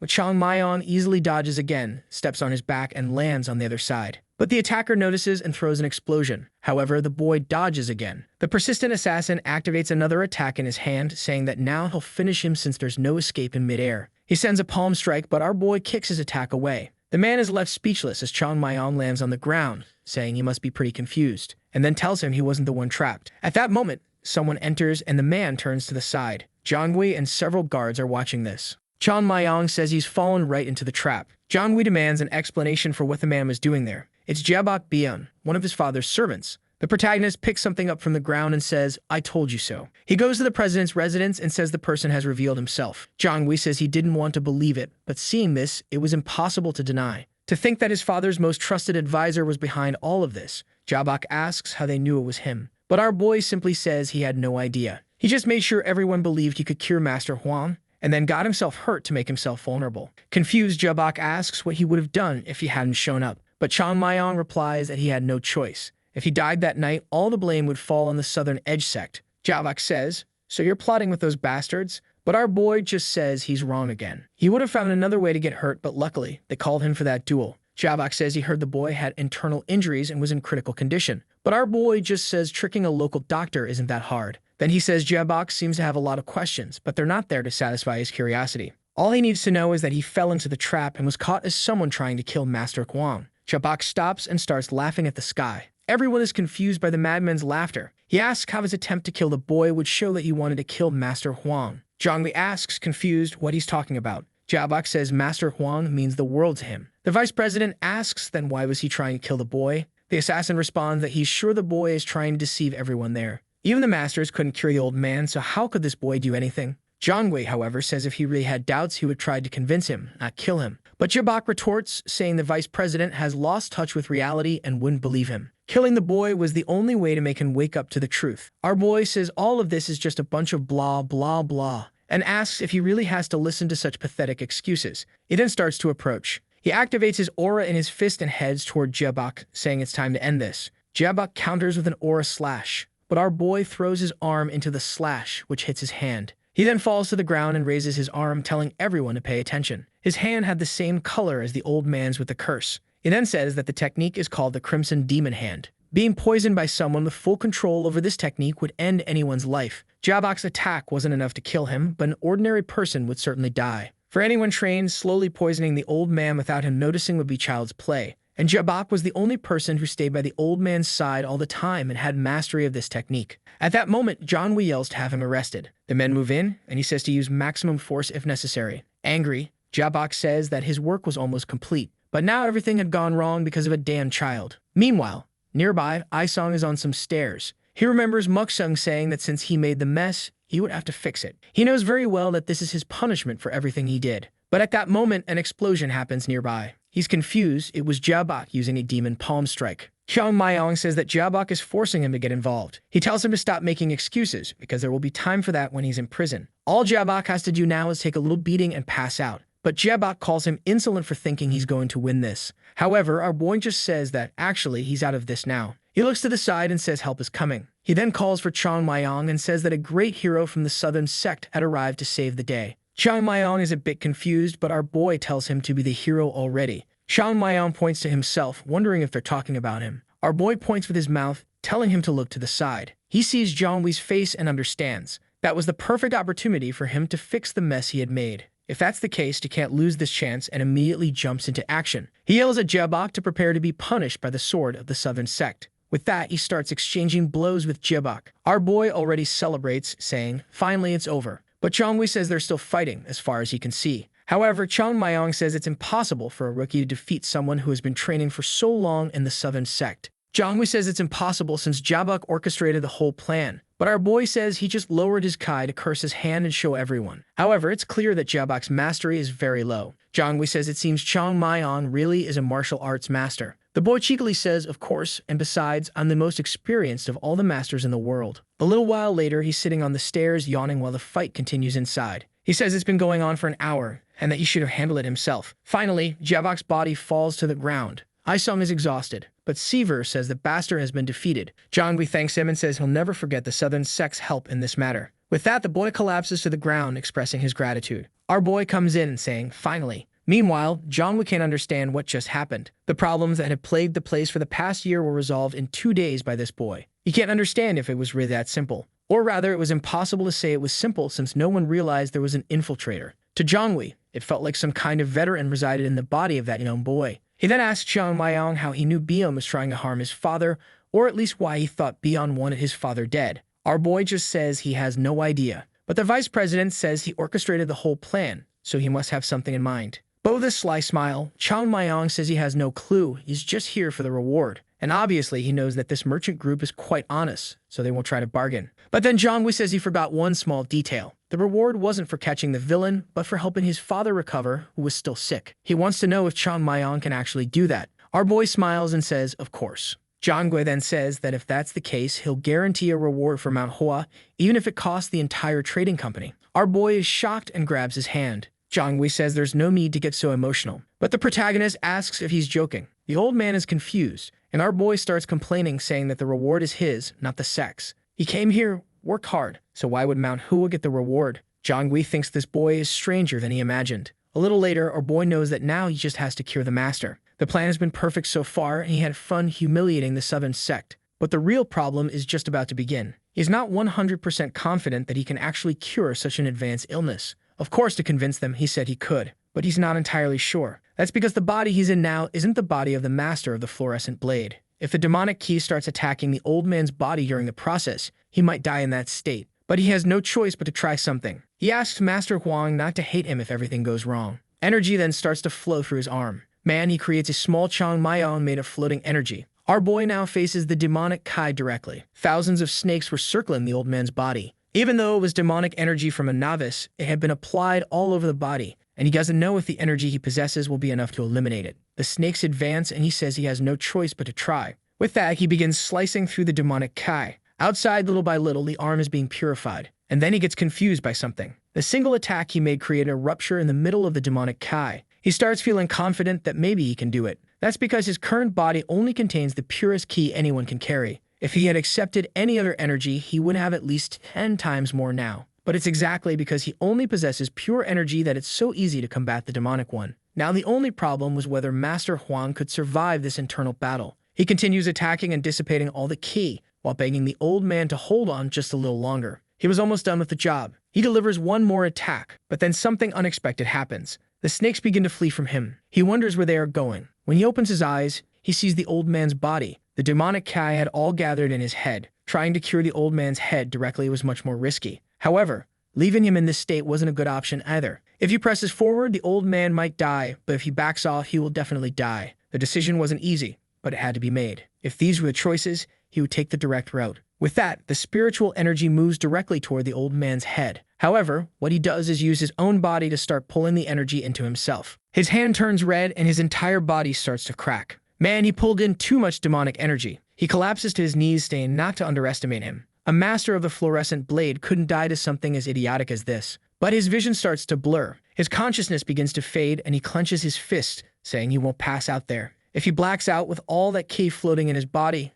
he'll die for sure. Especially considering that a child's body is much more vulnerable. He assumes his spiritual form within his own body, looks at the demonic key, and tells it to come at him. The snakes attack once again, but he dodges, steps on them, and starts walking toward them. One slash, and he opens a rift through the middle of them. But once again, they come in to bite him and manage to trap him. But the head is dislodged, and he appears from within. However, he starts to wonder what's happening. The demonic Kai in his body was moving much faster. He slashes another one, but realizes he can't keep track of their movements. That's when a horde manages to attack him again. Another flash of light, and he shreds the lot of them. Something had changed. The demonic Kai seemed to be getting aggressive because it knew it was being cornered. And now the fact that he had little energy left was a problem. Because this battle dragged on, he wouldn't stand a chance. The curse was starting to take over his body. He leaps to dodge another attack, but another one comes in midair to grab him. Man, he takes the bite and is carried away. He tightens his grip on the sheath, but at that moment he drops the sword because another snake bites his arm. And another bites his body, and the poor kid is being devoured. Trapped by the bites, he can't do anything. He is then forced to use his last resort, something he wanted to avoid because it would affect his body. He begins to open all the energy points in his body.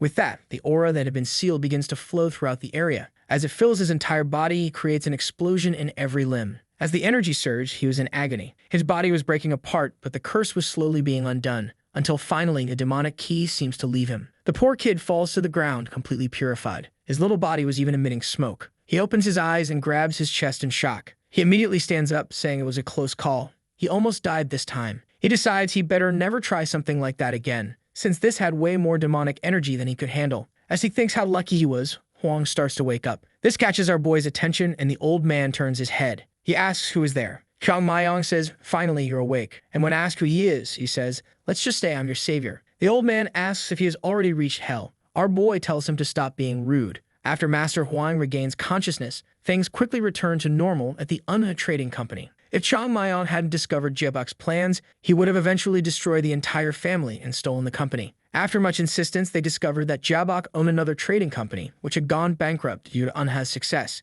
However, our boy couldn't care less. Everyone has a sad story, but that doesn't give them the right to become criminals. The only thing he wants to know is how that guy obtained the Crimson Hand. According to the man, he found a fallen body with various scriptures nearby. To Chang Mayong, that was quite anticlimactic. But it was better this way, because if it really was the demon cult, things wouldn't have been so easy. Either way, he cured the master and discovered that the cult wasn't involved, so it was a happy ending. As the savior of the company, he was honored with a banquet. He ate and drank everything he wanted. After all, those guys had a lot of money. While he was happily singing, someone outside said he should rest. It was Master Huang, who said that when he fell asleep, he was in worse shape than now. He enters, asking permission, and inquires if the boy is Master Chang Mayong. Now chubby, Chang Mayong asks if the old man doesn't remember when he woke up. Maybe he had gained a few pounds since that day. Zhang Wei says the boy had eaten his weight in food in just 3 days. The chubby man then asks how he can help, and the old man says he'll get straight to the point. He apologizes for the impertinence, but wanted to ask something of the young master. The old man starts to kneel and then bows, asking if he would please accept his gratitude.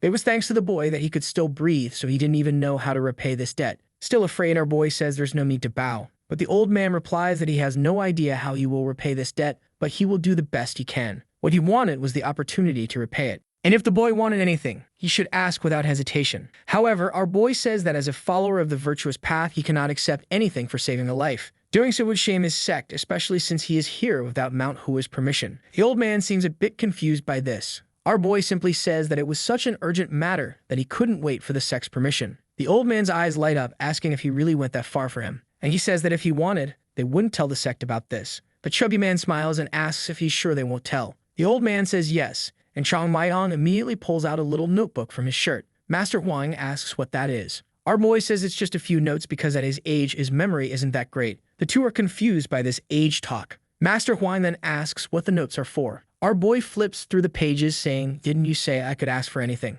Then the master starts to understand. That little notebook contained everything the boy wanted, and the chubby man asks if they could start. Sometime later, Jiangmi asks his father how he's feeling. He picks up the cup and says that strangely, his body feels lighter than ever. It's as if he's gotten 10 years younger. Jiangmi says all of this is very strange. But then his father asks if there's something he wants to say. Since his health is better, he knows his son isn't just there to talk about that. The son stays silent for a second. He calls his father and then calls him president. He says he'd heard that he plans to end negotiations with the southern sect, and also promise a great reward to Manhwa. His father confirms this. Once again, Jiangmi hesitates. He then reminds him that the southern sect is the greatest power among all the sects in Shaanxi. They would be turning their backs on such a powerful group and aligning themselves with Manhwa, which is basically bankrupt. This would be extremely dangerous, even if it was to show gratitude to that young boy. Analyzing the entire situation, he thinks the reward is a bit excessive. However, if his father insists on doing this, he should at least maintain negotiations with the southern sect. The old man slams the cup on the table and asks what the main role of a merchant is.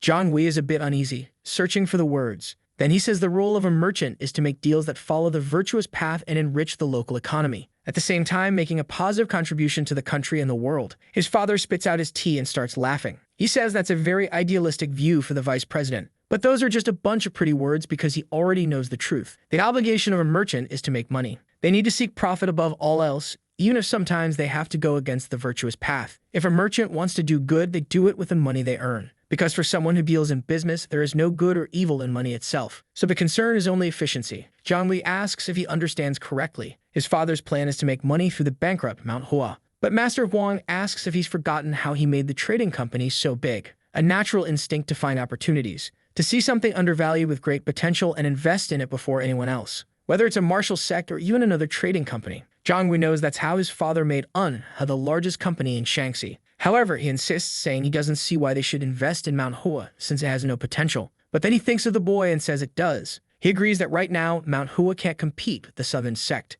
But if it continues to grow at the rate he believes it will, they'll only need to maintain a good relationship, and thus they would have an unimaginable return on this investment. However, the son couldn't believe it, saying that this just made him even more confused. If Manhwa didn't thrive, they would lose everything since there was no guarantee it would succeed. But the father said that Zhang was speaking from a place of ignorance. A merchant isn't just someone who bets on the likelihood of things going well. They would make Manhwa succeed. The plan wasn't to wait for the sect to grow on its own. He himself would ensure that Manhwa flourished again. In his life as a merchant, he had met countless people, but none had impressed him as much as that boy. It was as if his whole life he had been looking for something old, and suddenly he was awakened by a dragon. Ordinary people like the two of them had trouble understanding martial artists, but he didn't need to understand and just trust that eventually the truth would reveal itself. If the rewards he gave the boy created a bond, the company would have no choice but to prosper. To him, this was a small price to pay for success in life. Zhang, however, hesitated, asking if it was really such a small price. The old man fell silent and admitted that the boy had taken 5 times more than he had intended to pay. He cursed that the rascal really knew how to negotiate.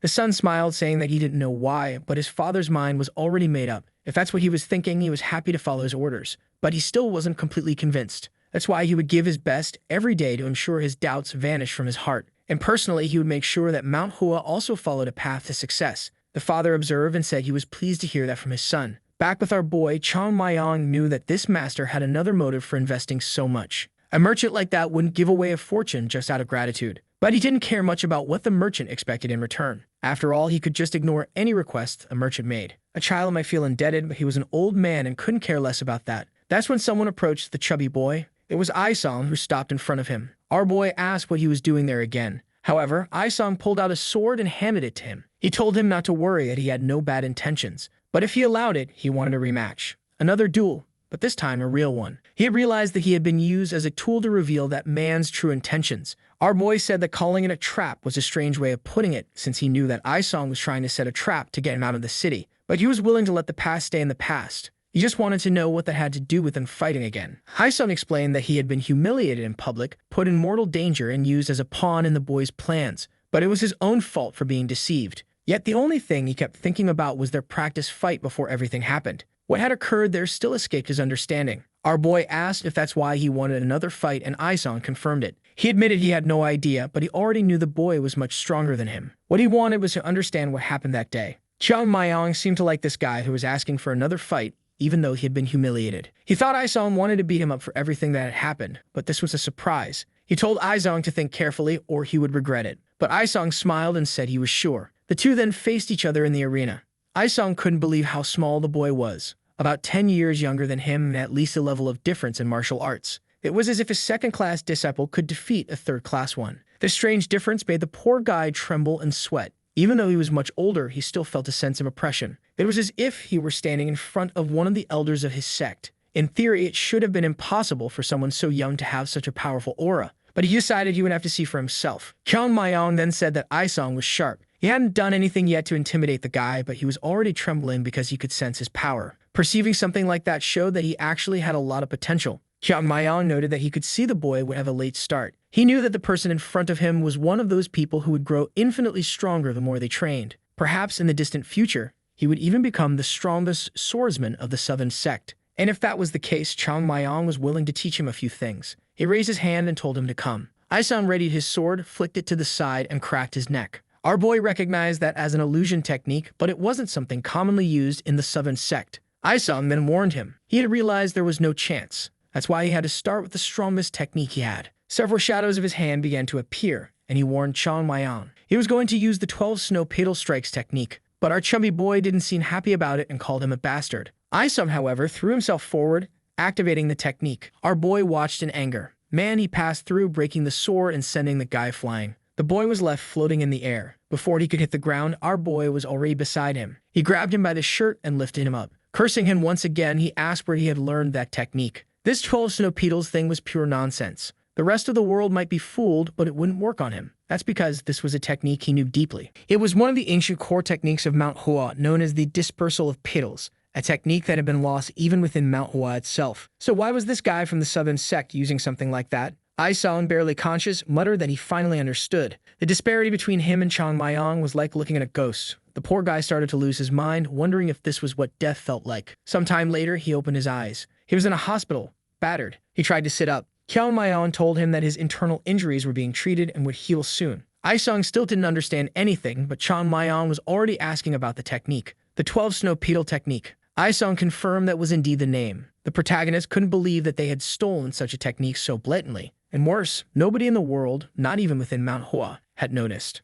That's because no one remembered what the techniques were like back then. He then asked who had taught this technique, and Aisong said any disciple above the second year could learn it. Our boy wanted to know if even the elders were using it. Aisong replied that as far as he knew, the elders hadn't learned it. At the moment, it was only being taught to first and second degree disciples. This caught Chang Mayong's attention. If not all the elders knew this technique, then one of them must be teaching it to the disciples, which confirmed that the bastard who had stolen Mount Hua's techniques was still alive as an elder of the Southern Sect. It was all too obvious what happened. When Mount Hua was invaded by the demon cult, hundreds of members died on the 100-foot mountain, leaving few survivors, most of them children. They had likely received some help. Someone probably appeared, shouting to save the Mount Hua disciples, and the Southern Sect warriors rushed into battle. Chang Mayong had long suspected something like this. After all, it would have been shameful for any martial sect not to help another being attacked by the demon cult. The problem was that under the guise of being allies, some of the tomes had been stolen, and perhaps the rest of the books had not been burned by the demon cult.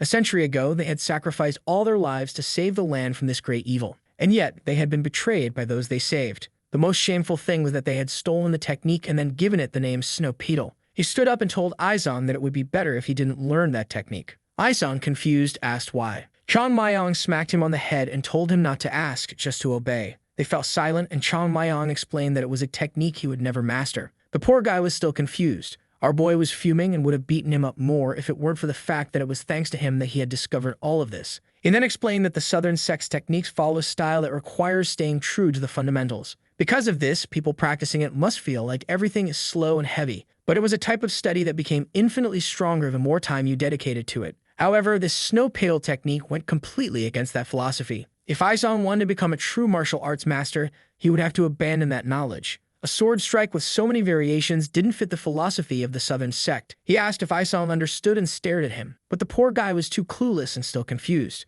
Our boy was furious that he had to teach the philosophy of the guy's own sect to him. But then he began to wonder why these idiots had started to create a variation they couldn't even master. That's when he stopped to think. Maybe he was the reason they had gone so far. At least that's the thought that crossed his mind. That's because, in the past, he used to go around the city beating up all the disciples of the Southern Sect. Surely the members there had taken great pride in the techniques they had learned, until he showed up and started beating everyone down. Perhaps this had led to doubts about their own techniques. What they didn't understand was that martial power isn't determined by the strength of the techniques, but by the skill of the individual. The strangest part was that they might not even have realized they were using a Mount Hua style. Aisong stared at his own hand, thinking about this philosophy of his sect. But then our boy turned around, saying he was leaving. Aisong called after him, but our boy told him to forget everything he had said. The path he should follow couldn't be determined by anyone else. The advice he gave might have been useful, but he was still the one who would make his own decisions. That's why he had to stop and think for himself about the path he wanted to follow. At that moment, Aisong stood up and thanked him for the wisdom he had shared.